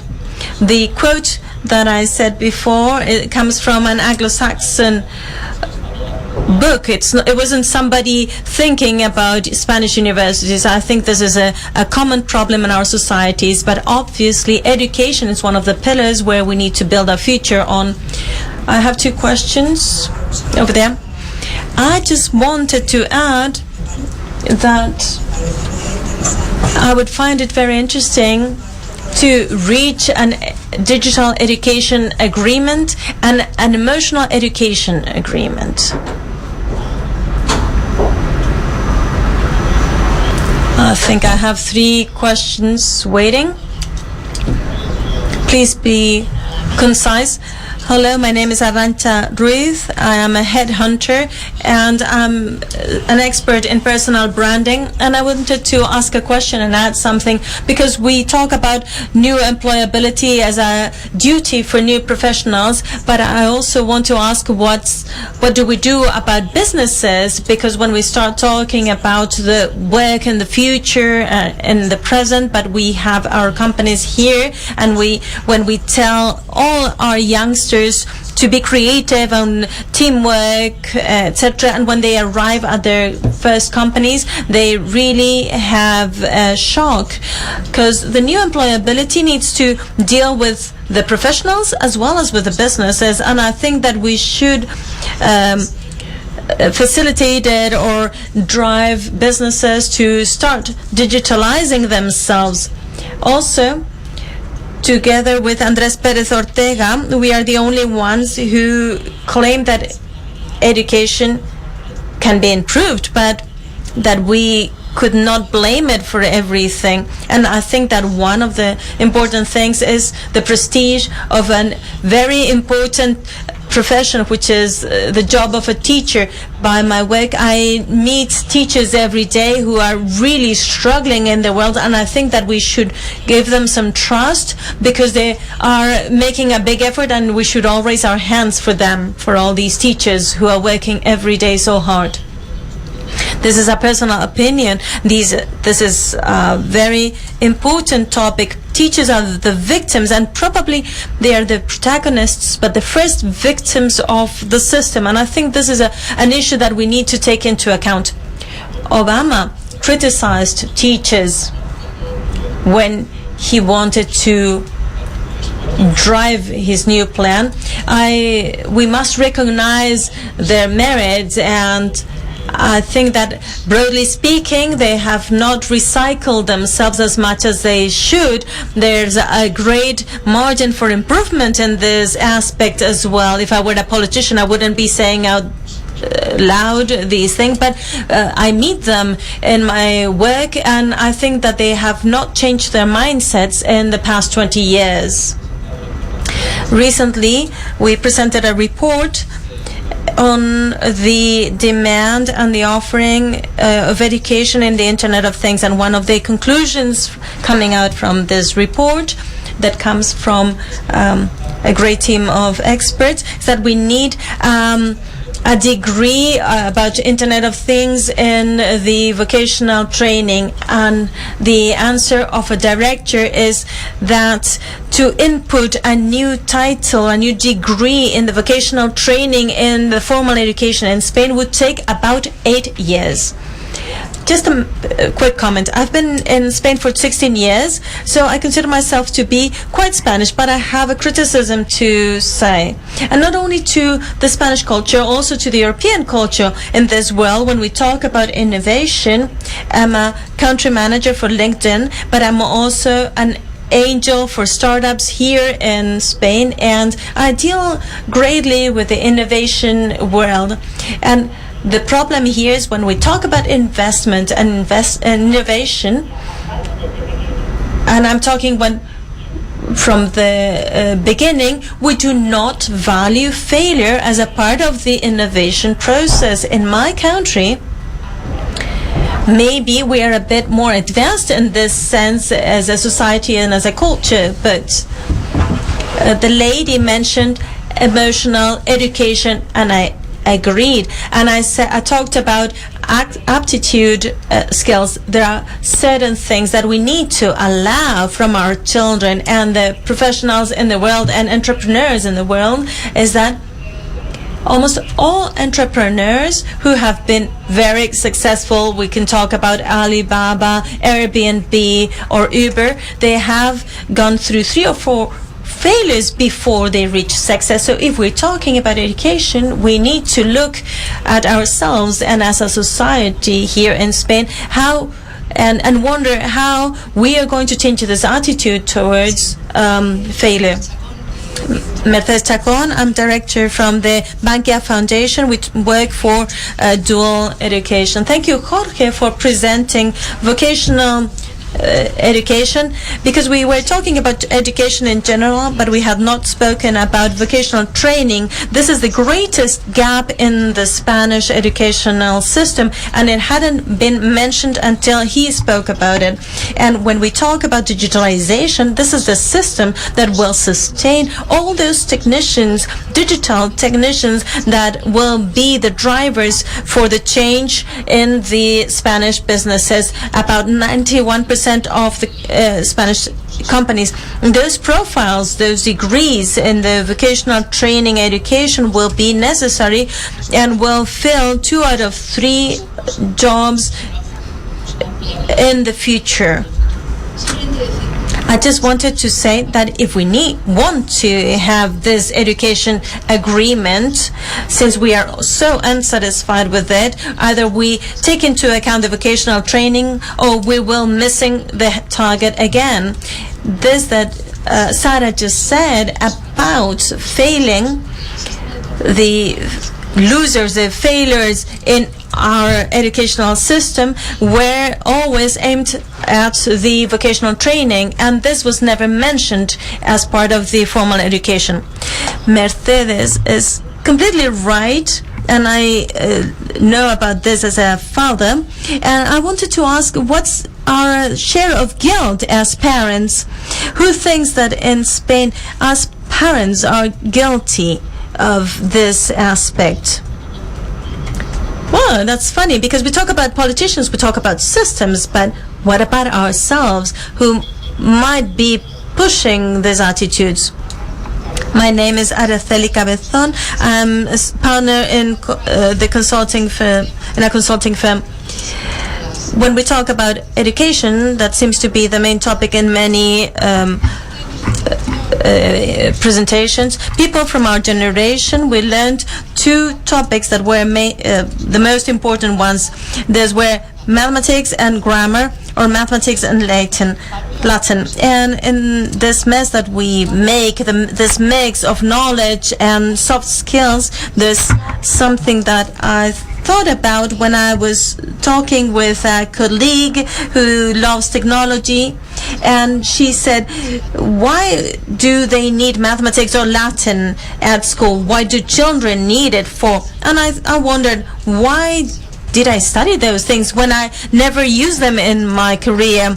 Well, the answer is that those 2 subjects were not only a piece of knowledge, but also a source of skills: logical thought, analysis capacity, synthesis, global view, skill to focus on certain aspects. So thanks to those 2 types of knowledge, those subjects that were so well structured in the Spanish education, thanks to those, I have acquired certain skills that have enabled me to work in a world up to the 2000. Now, do we need to change completely the educational system, or maybe we should refocus the way we teach certain topics? Maybe the concept that we are starting to consider obsolete is the concept of subjects. Maybe we need to just look at them differently so we can develop the soft skills. Adding something to what she has said. I think that mathematics and philosophy and solidarity are things that children need to learn. The problem is, how do we teach mathematics? How do we teach philosophy? And how do we develop through the vocational training or by other means this type of learning? Just before we started the debate, we were saying that we're focusing and learning how to program, and I think that's important in the sense that we need to teach them how to have a consistent way of thinking, and the same with maths. We need to teach them in a way that is meaningful to students and in a different way from the way we learned mathematics when we were students. And I think all these subjects are very important. One of my teachers, who was my tutor for my thesis, my PhD, used to say that people, when they were asked why they need to learn all these algebra concepts that are so complicated at the beginning of our degree, he used to answer, when people asked him that,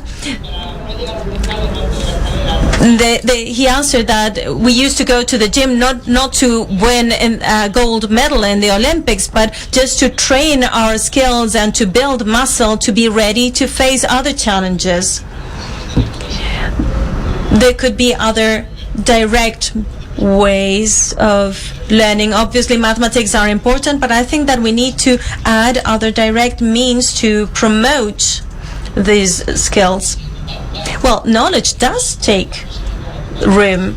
We have the opportunity of raising our children and educating them for a part of their lives, but we really need to verify if what we are teaching them and the way we're doing it is the most successful choice. When I don't remember having learned the list of the gods, kings in Spain, but I learned the rivers in Spain, and I learned them by heart. I think I could even list them out loud now. Well, the problem with the gods, kings, and up to Don Pelayo, I think that those things allow you to understand what's going on in the world. And with the rivers, where this has been degenerating, and so children do not even know where the Amazon River is, and they do know where the rivers in Madrid are, and as we all know, they are basically just a stream. For instance, my kid, I see that she is asked about very superficial things and not about important things such as the climate change. Well, I think that the public education is better than the one I endured, but we can still improve it. We're talking about education, but there are a couple of levers that are also key, and I would like to mention them now. One of them is the need that we have of redistributing the wealth. We have talked about the basic income. I don't know if this is viable, or maybe in 200 years, but we also need to redistribute the working hours to shorten the working days, the working hours.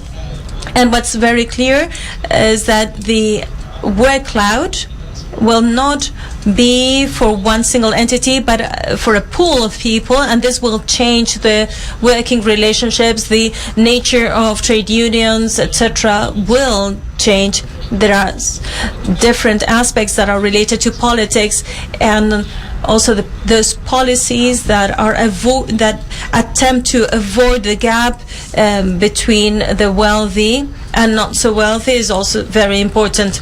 Well, that would be maybe the topic for another conference. I would like to answer some questions that have been raised here. We know that youngsters that are starting their career right now will change in average 11 times.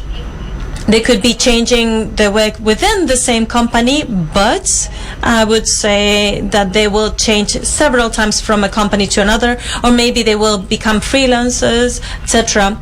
Carl said it very well. It's very difficult to forecast what's going to happen even in 5 years, but we are thinking that the recycling of skills or reskilling will be necessary throughout people's working life. And this is a very complex challenge. Many companies are already implementing training programs, but they find people who are rejecting this training. They do not want to recycle their skills.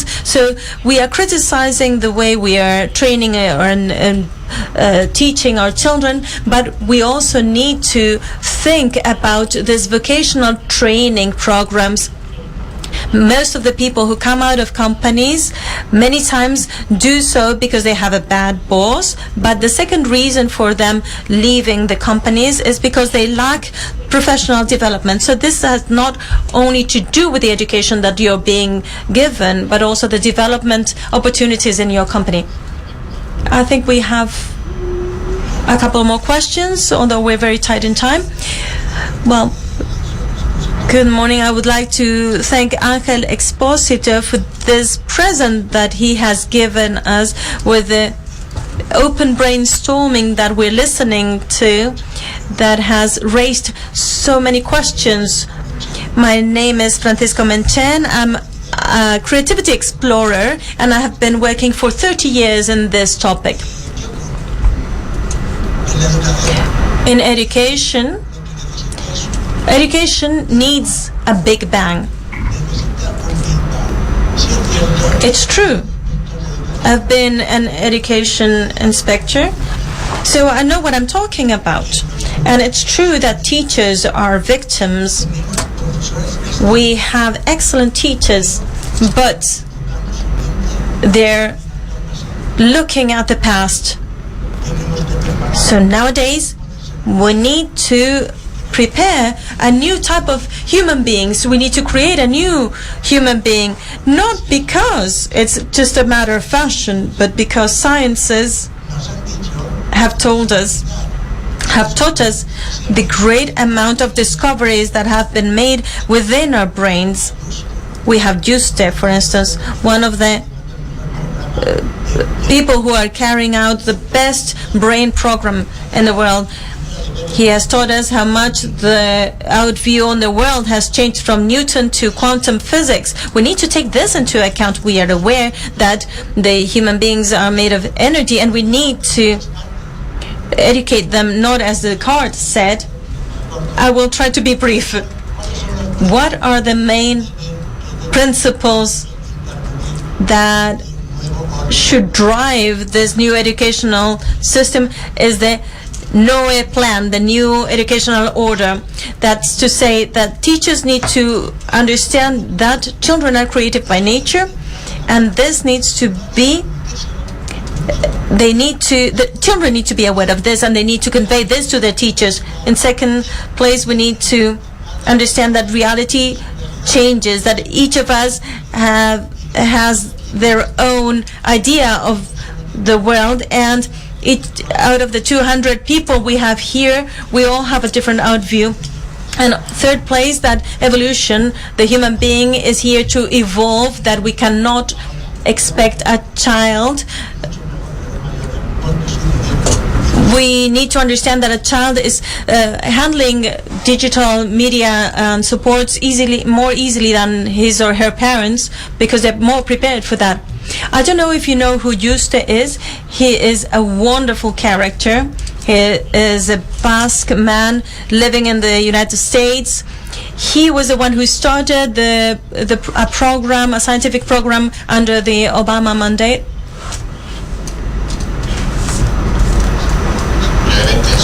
Very briefly, I'm Ignacio Martínez Pedrero from the Polytechnical University in Madrid. I am going to be a teacher of business economy, although my school is from an engineering field.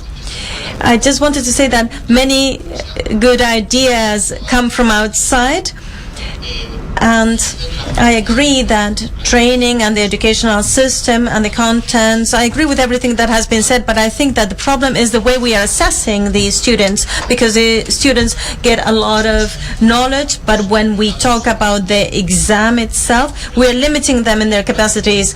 So do you have, or have you heard of any proposal for assessing students at the university level, if possible? Well, university assessment dash talent management dash company assessment, or assessment within the companies, the way you can assess how you evolve or not and if you have learned or not, rather than a specific proposal, although we have several in my foundation. I think that what we're looking for when we assess people in life in general, and the way that we're doing it now, I would like to bring about the Turing test that allows us to understand, to make a difference between a machine and a person.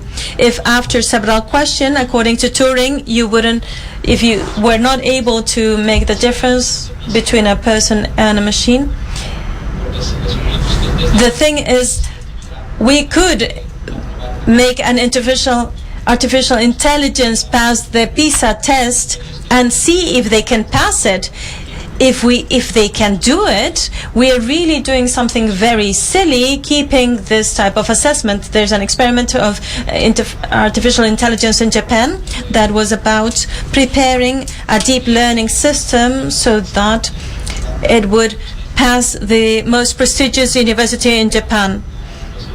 They said that they would achieve this before 2016. So if you needed 100 points to enter the university, the machine has already achieved 92 points. So we're not so far from there. We have just 10 seconds. 10 seconds for each of you as a conclusion.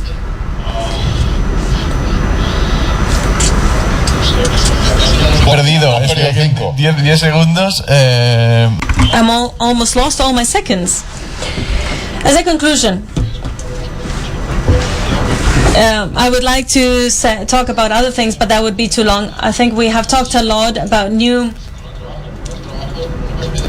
jobs, and Jorge said something that I wanted to talk about, and there are jobs that exist nowadays that will grow enormously in the future. So when you talk about the types of jobs that will exist in the future regarding the health field, for instance, those will really grow.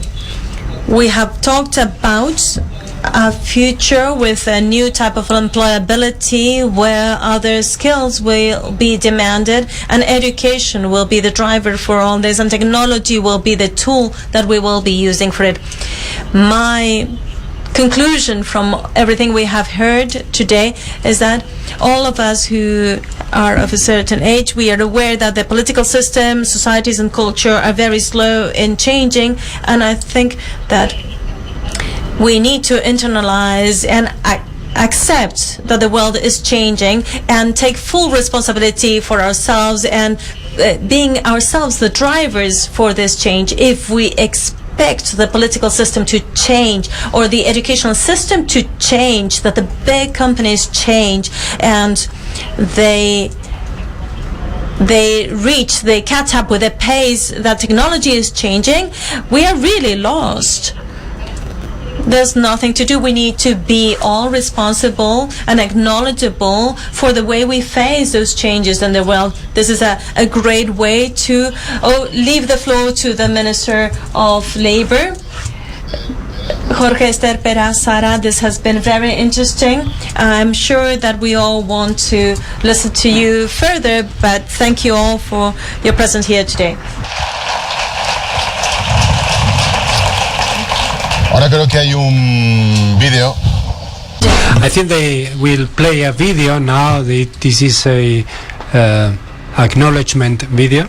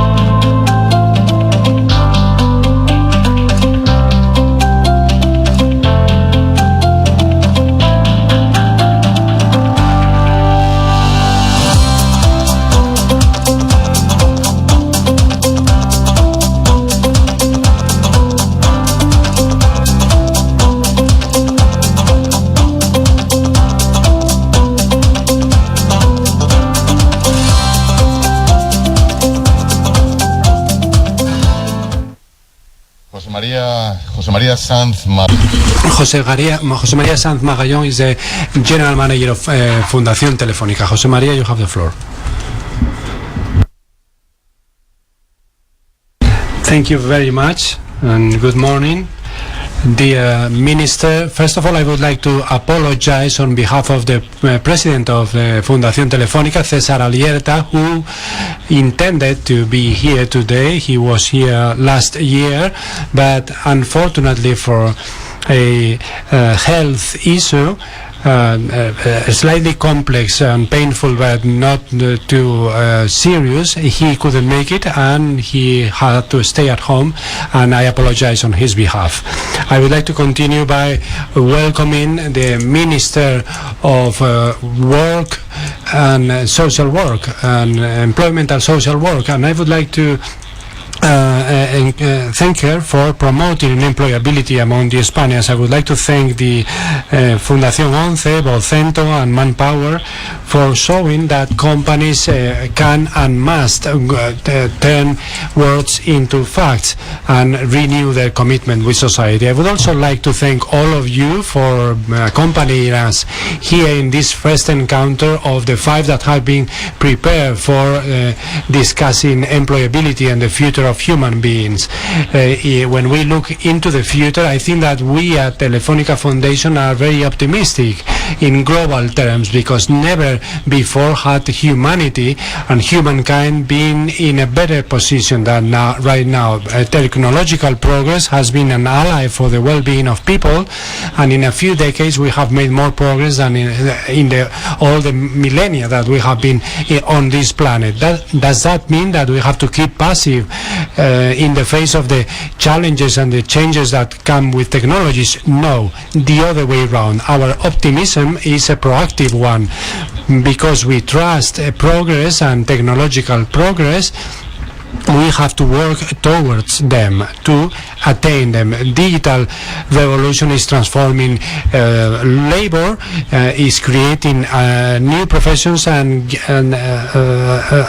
putting an end to some others. That has happened throughout history, and that was said by Carl in his presentation. It is true that the future is becoming more and more unpredictable. The speed of disruptive changes is getting rid of many of the certainties that we had so far. There are lots of things that we do not know about, but there are also things that are very important and that we know. We know that training is going to be very important in this future, that the key to progress will be to train youngsters in technological abilities, in mathematics, engineering, the STEM. We should demand more professionals that are trained in STEM. There is a deficit of 20 million professionals of STEM professionals in Europe, 2 million in Spain, and that has also been said in the colloquium. It is not just a question of knowledge, that is part of the equation, but we should also integrate and embed a new attitude in a world that changes all the time. Linear careers and linear degrees are not useful any longer. Last Sunday in the regional papers of Vocento, José Dareiz was talking about that, the estempatia. He was coining the term estempathy. That was key to not to lose the benefits of technological transformation, to orient towards the future professions, but keeping a good relationship, to be respectful and to highlight creativity and teamwork. That is a good contribution to estempathy. We know that 7 out of 10 students will be working in professions that do not exist right now. Once in the labor market, they will have to face many challenges, not just from one position to another, but from company to another, but in general terms. Prepare our youngsters for this scenario is a task for all of us, for the whole education system and for the whole society. All those attending share this conviction. In Telefónica Foundation, we believe in that, and we have been working on this for several years through different initiatives that are related to education and employability throughout the world. One of them The most recent one is Pro Futuro, an digital education project together with La Caixa for children from 6 to 12 years. But we shouldn't stop there. That's why we are also working with youngsters that are facing their future professional career, and that is done through an entrepreneurship program, Conecta Digital, that will have trained by the end of this decade more than 20 million youngsters throughout Spain and Latin America. Improving employability is contributing to the economic growth of society, the competitiveness of the companies, and reinforcing people so that they can develop properly in the times of digital revolution. Help them to develop their abilities so that they can be useful for the fellow people, and that's what we are committed to here in Telefonica Foundation. We will keep working on that because that's the most, the highest objective that we can achieve. Thank you.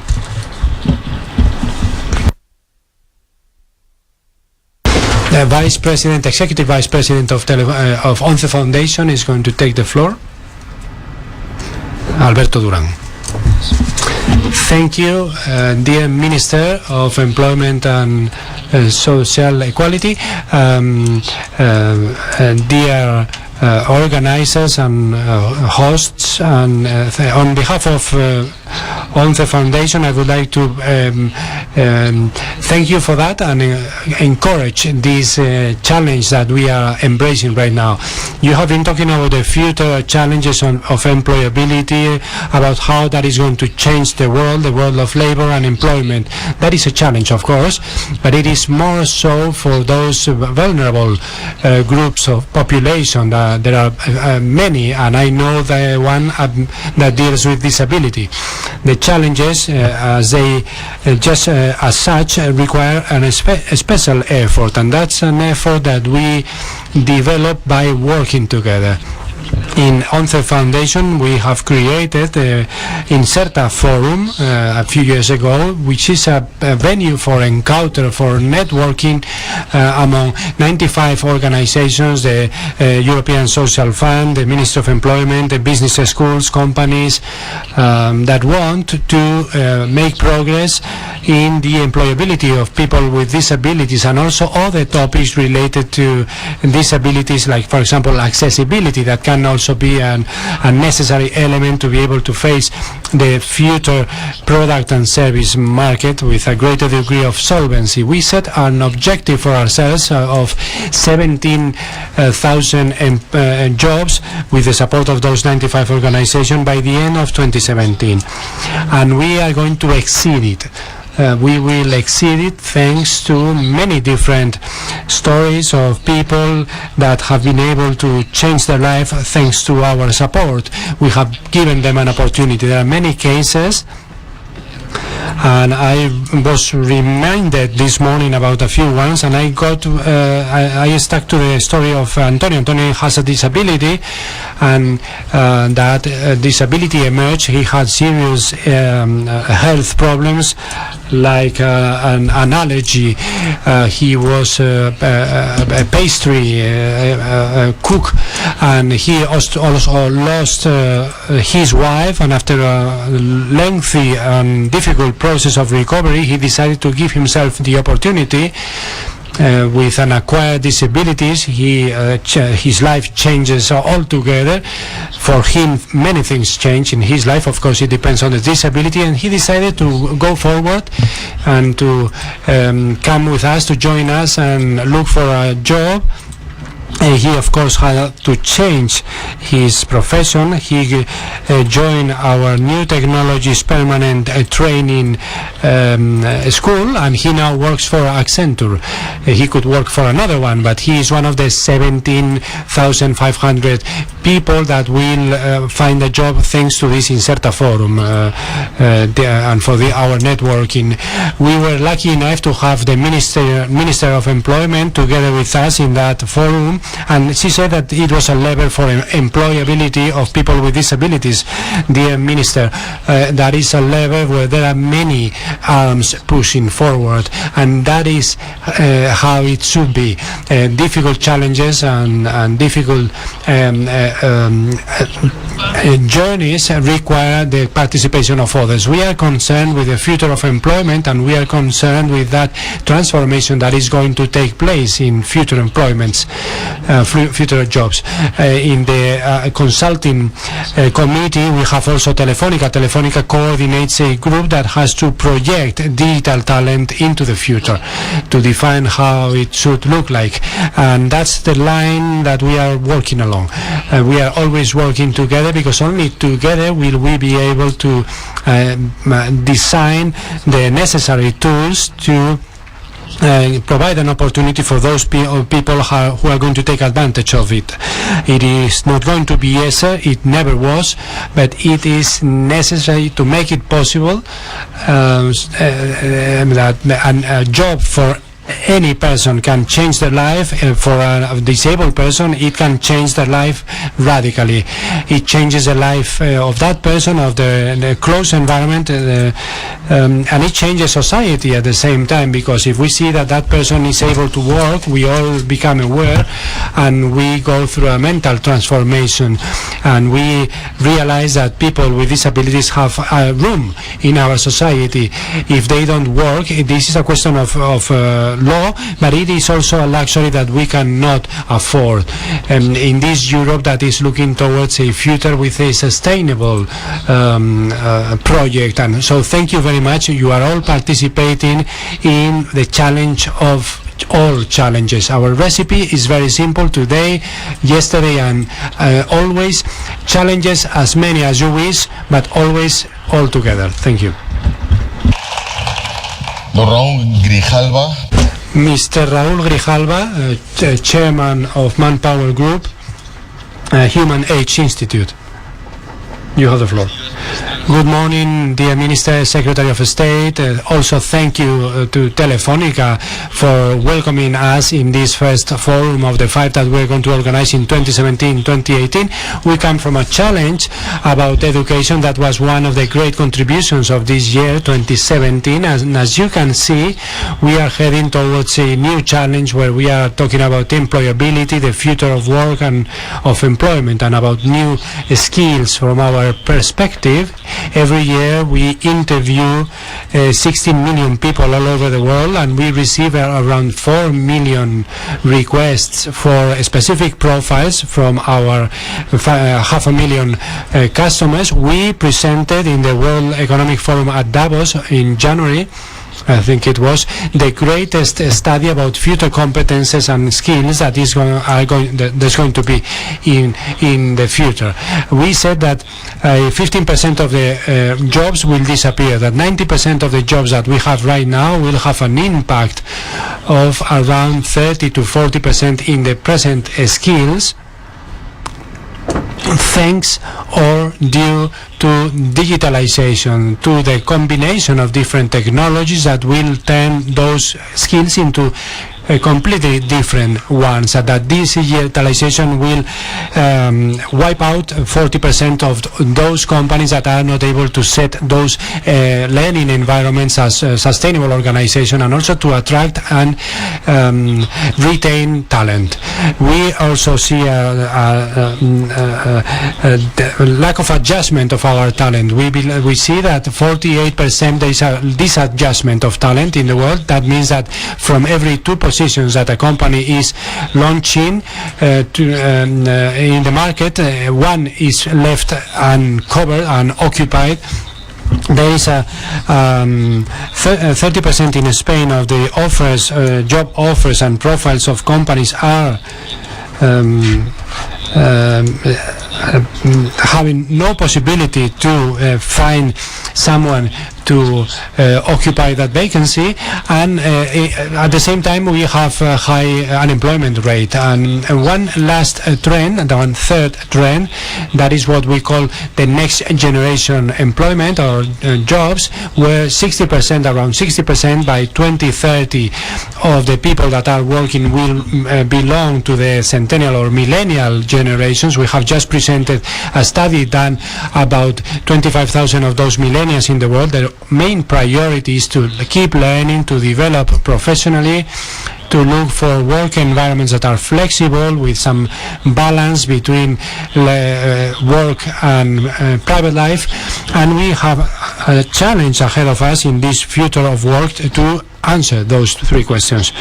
In a study that we will be presenting in the next couple of weeks, we did a projection of the Spanish market, and I would like to anticipate some of the data that are going to be published. From the 2.6 million jobs that are going to be created with different growth hypotheses of GDP and of growth in itself, in the next 10 years, that will create 2.6 million jobs. 80% of those will be technical, qualified, high competency ones, or high skilled ones, and that's why we think that we have to develop this challenge that gives us solutions to be able to deal in this country with the need to find full employment. And I know that they work on that all the time at the ministry, but that challenge has to be part of the solutions that we all structure from among all of us. From the Human Age Institute, we have had a skill impact on 8,000 youngsters, thanks to the main multinationals all over the country, and also many other institutions. They have helped us to improve employability, and for us the magic word for the next year will be, for the next years, will be learnability. That is that encompasses the best way to guarantee employability of people. That is the capacity to keep learning those skills that will continue changing. Technology will change them, and that's why from the society of knowledge we believe strongly that we will go on to the society of learning, and each and every one of us will have to design his or her own employability pathway, and at the same time thousands of companies will have to design learning and what learning environments they want to have in order to be sustainable, to attract the best people and to retain the best people and to continue training them. And that's why we join this challenge with passion and enthusiasm, and trying to become part of the solutions that this country needs. Thank you. Estas jornadas son... So these days are an initiative of XL, that is a company that belongs to the Vocento Group. Its president is Santiago Bernabé.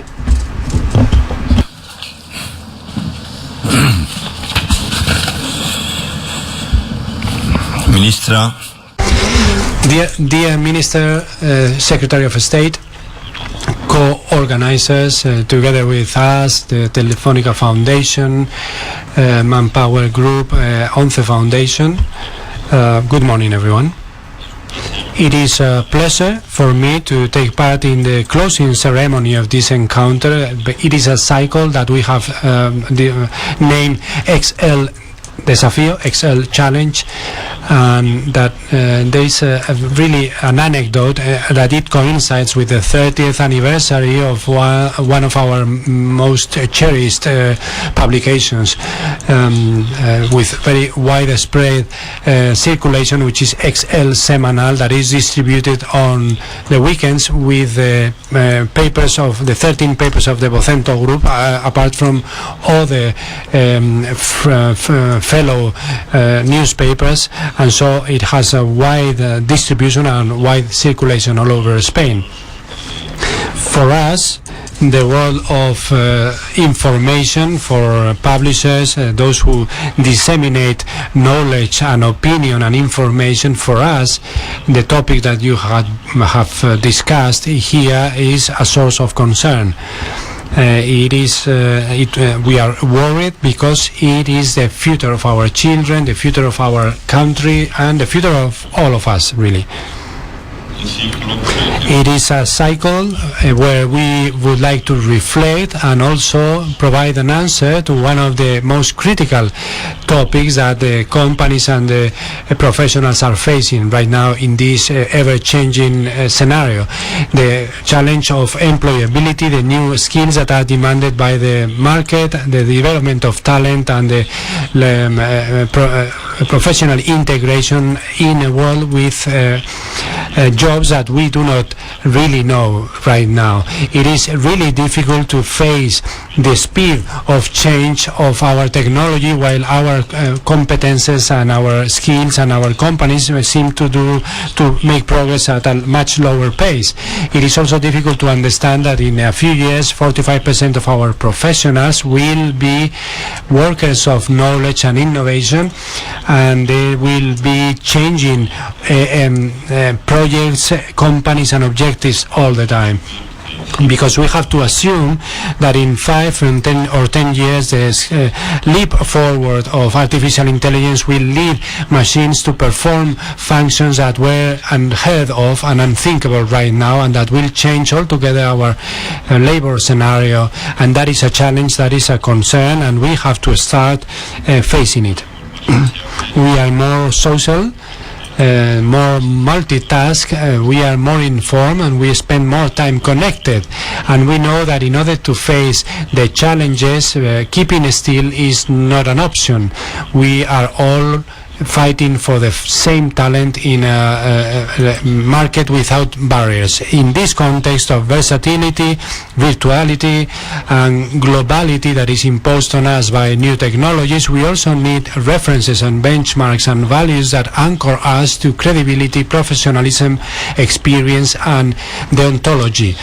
Proposals that are fed by faithful information, contrasted information, so that we can identify what is relevant, check the truth, and to provide a balanced message. And that is being developed by several editorial groups, like for example Vocento, and publications as XLDesafío, who are paying attention to the high ranking topics and the main challenges that are a concern for society as a whole.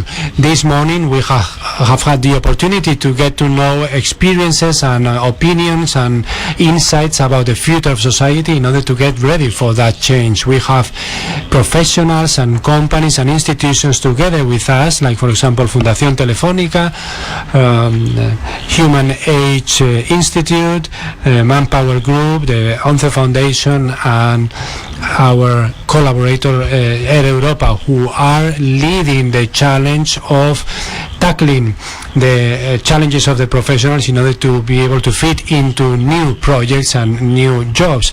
For all those, and for the Minister of Employment, I would like to say thank you very much for your support in these new proposals, with which we want to contribute to understanding the challenges and find solutions and try to discuss and to share the problem. Thank you very much.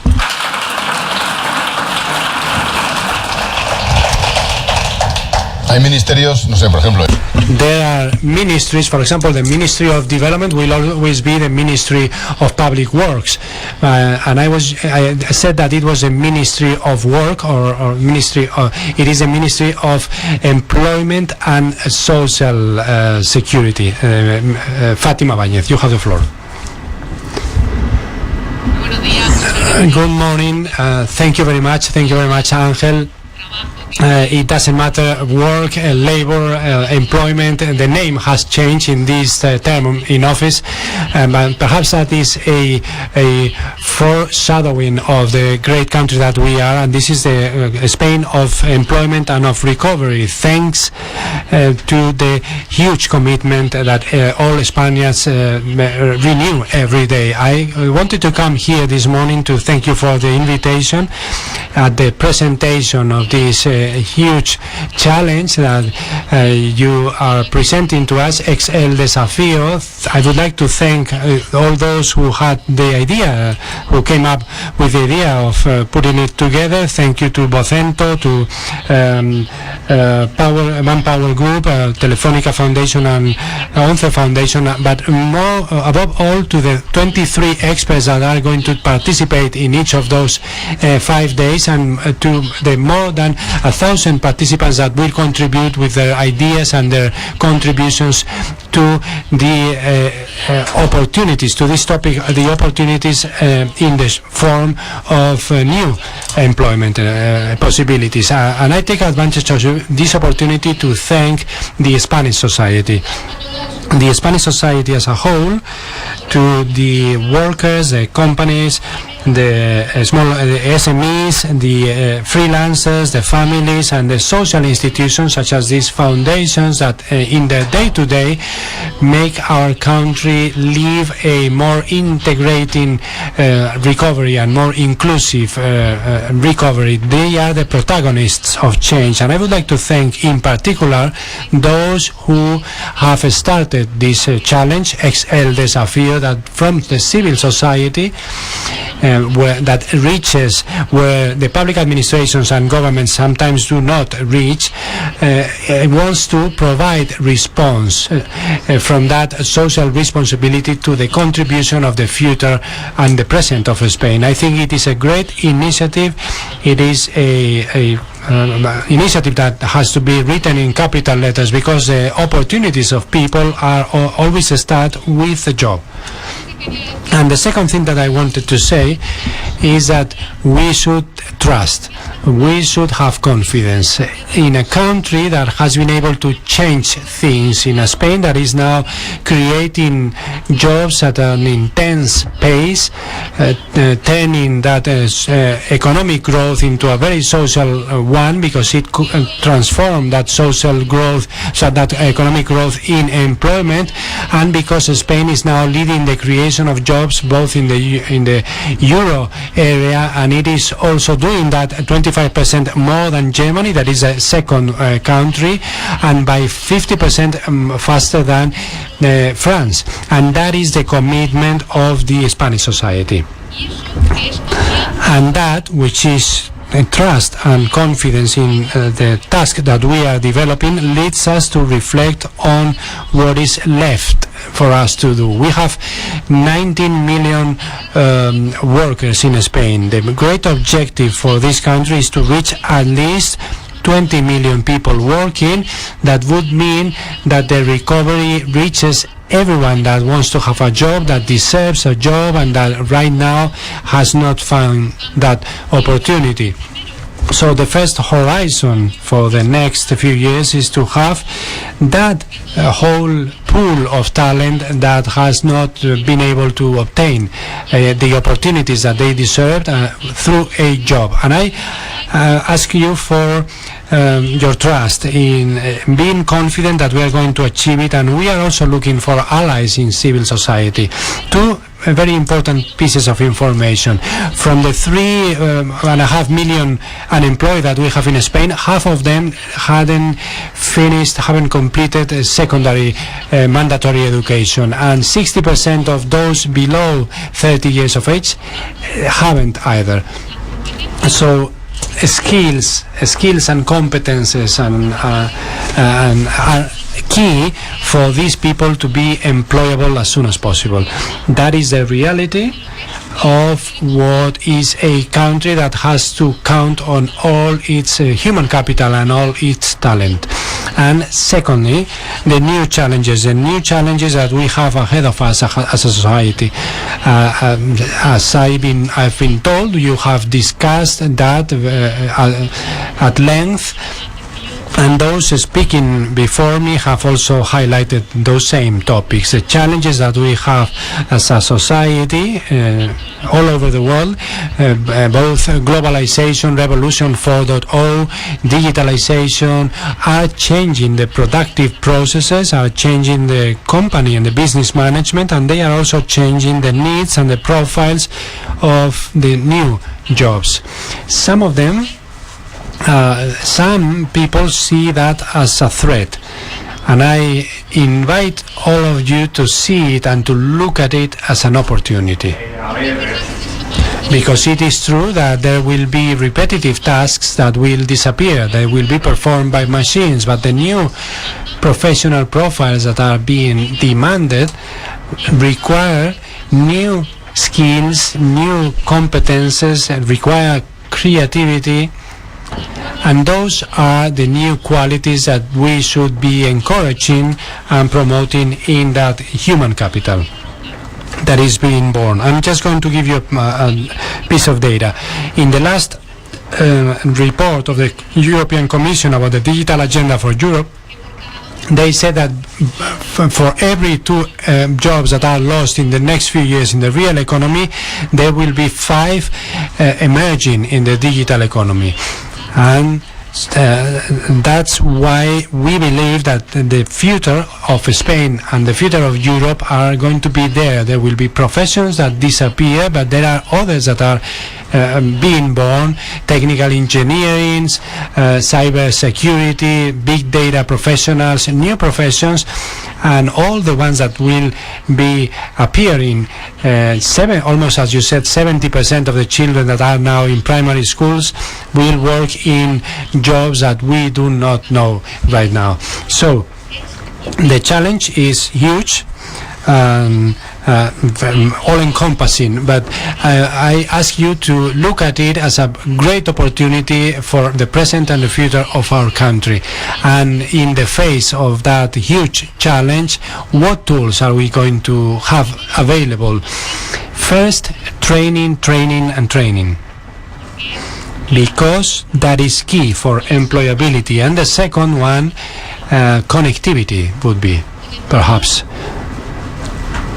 Connectivity, the desire of this government is that when we talk about Spain, we do not make a difference between urban and rural Spain, but that we talk about a better connected Spain to receive public services, to be entrepreneurs, to improve employability through that training with the new mechanisms that are provided by, for example, internet and digital platforms. That is going to change everything. A Spain that is better connected and that is better trained, but which is permanently trained. The paradigm is not what we used to do, to train someone for a job, for a specific job, and that's it.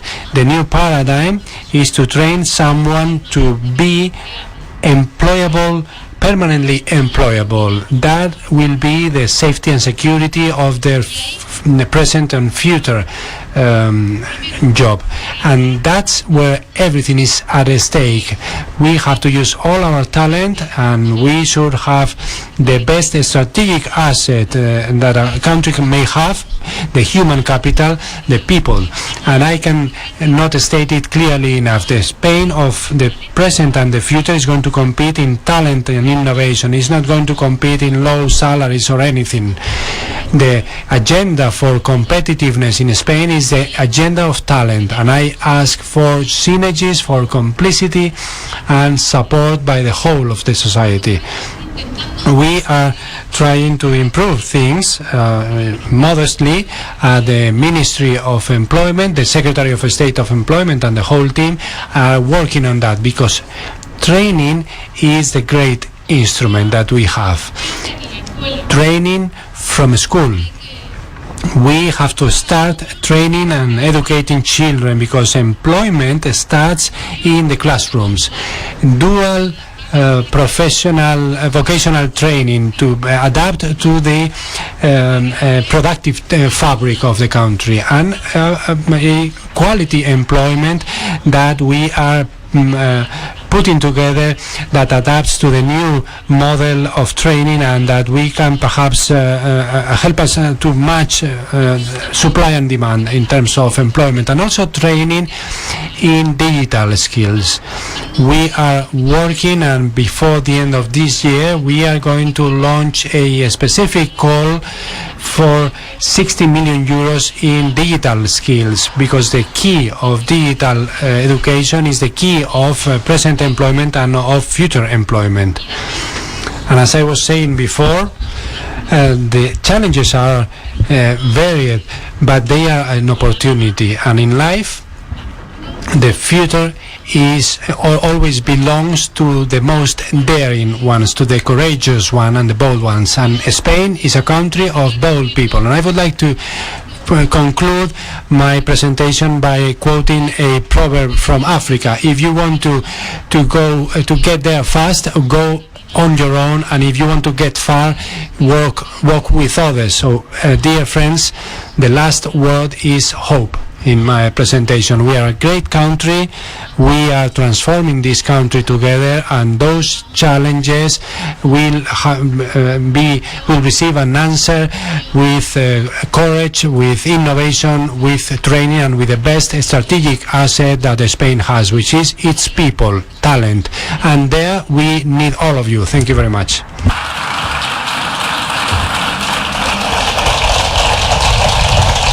Terminamos.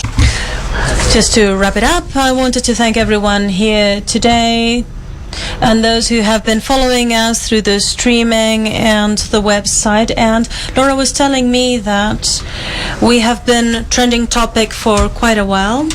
We want to call you to invite you to the next appointment on the 12th of December in Malaga. Businesses and their commitment with talent. And finally, as the classical writers would say, what a wonderful experience to have a Spanish wine and to share a cocktail with everyone here.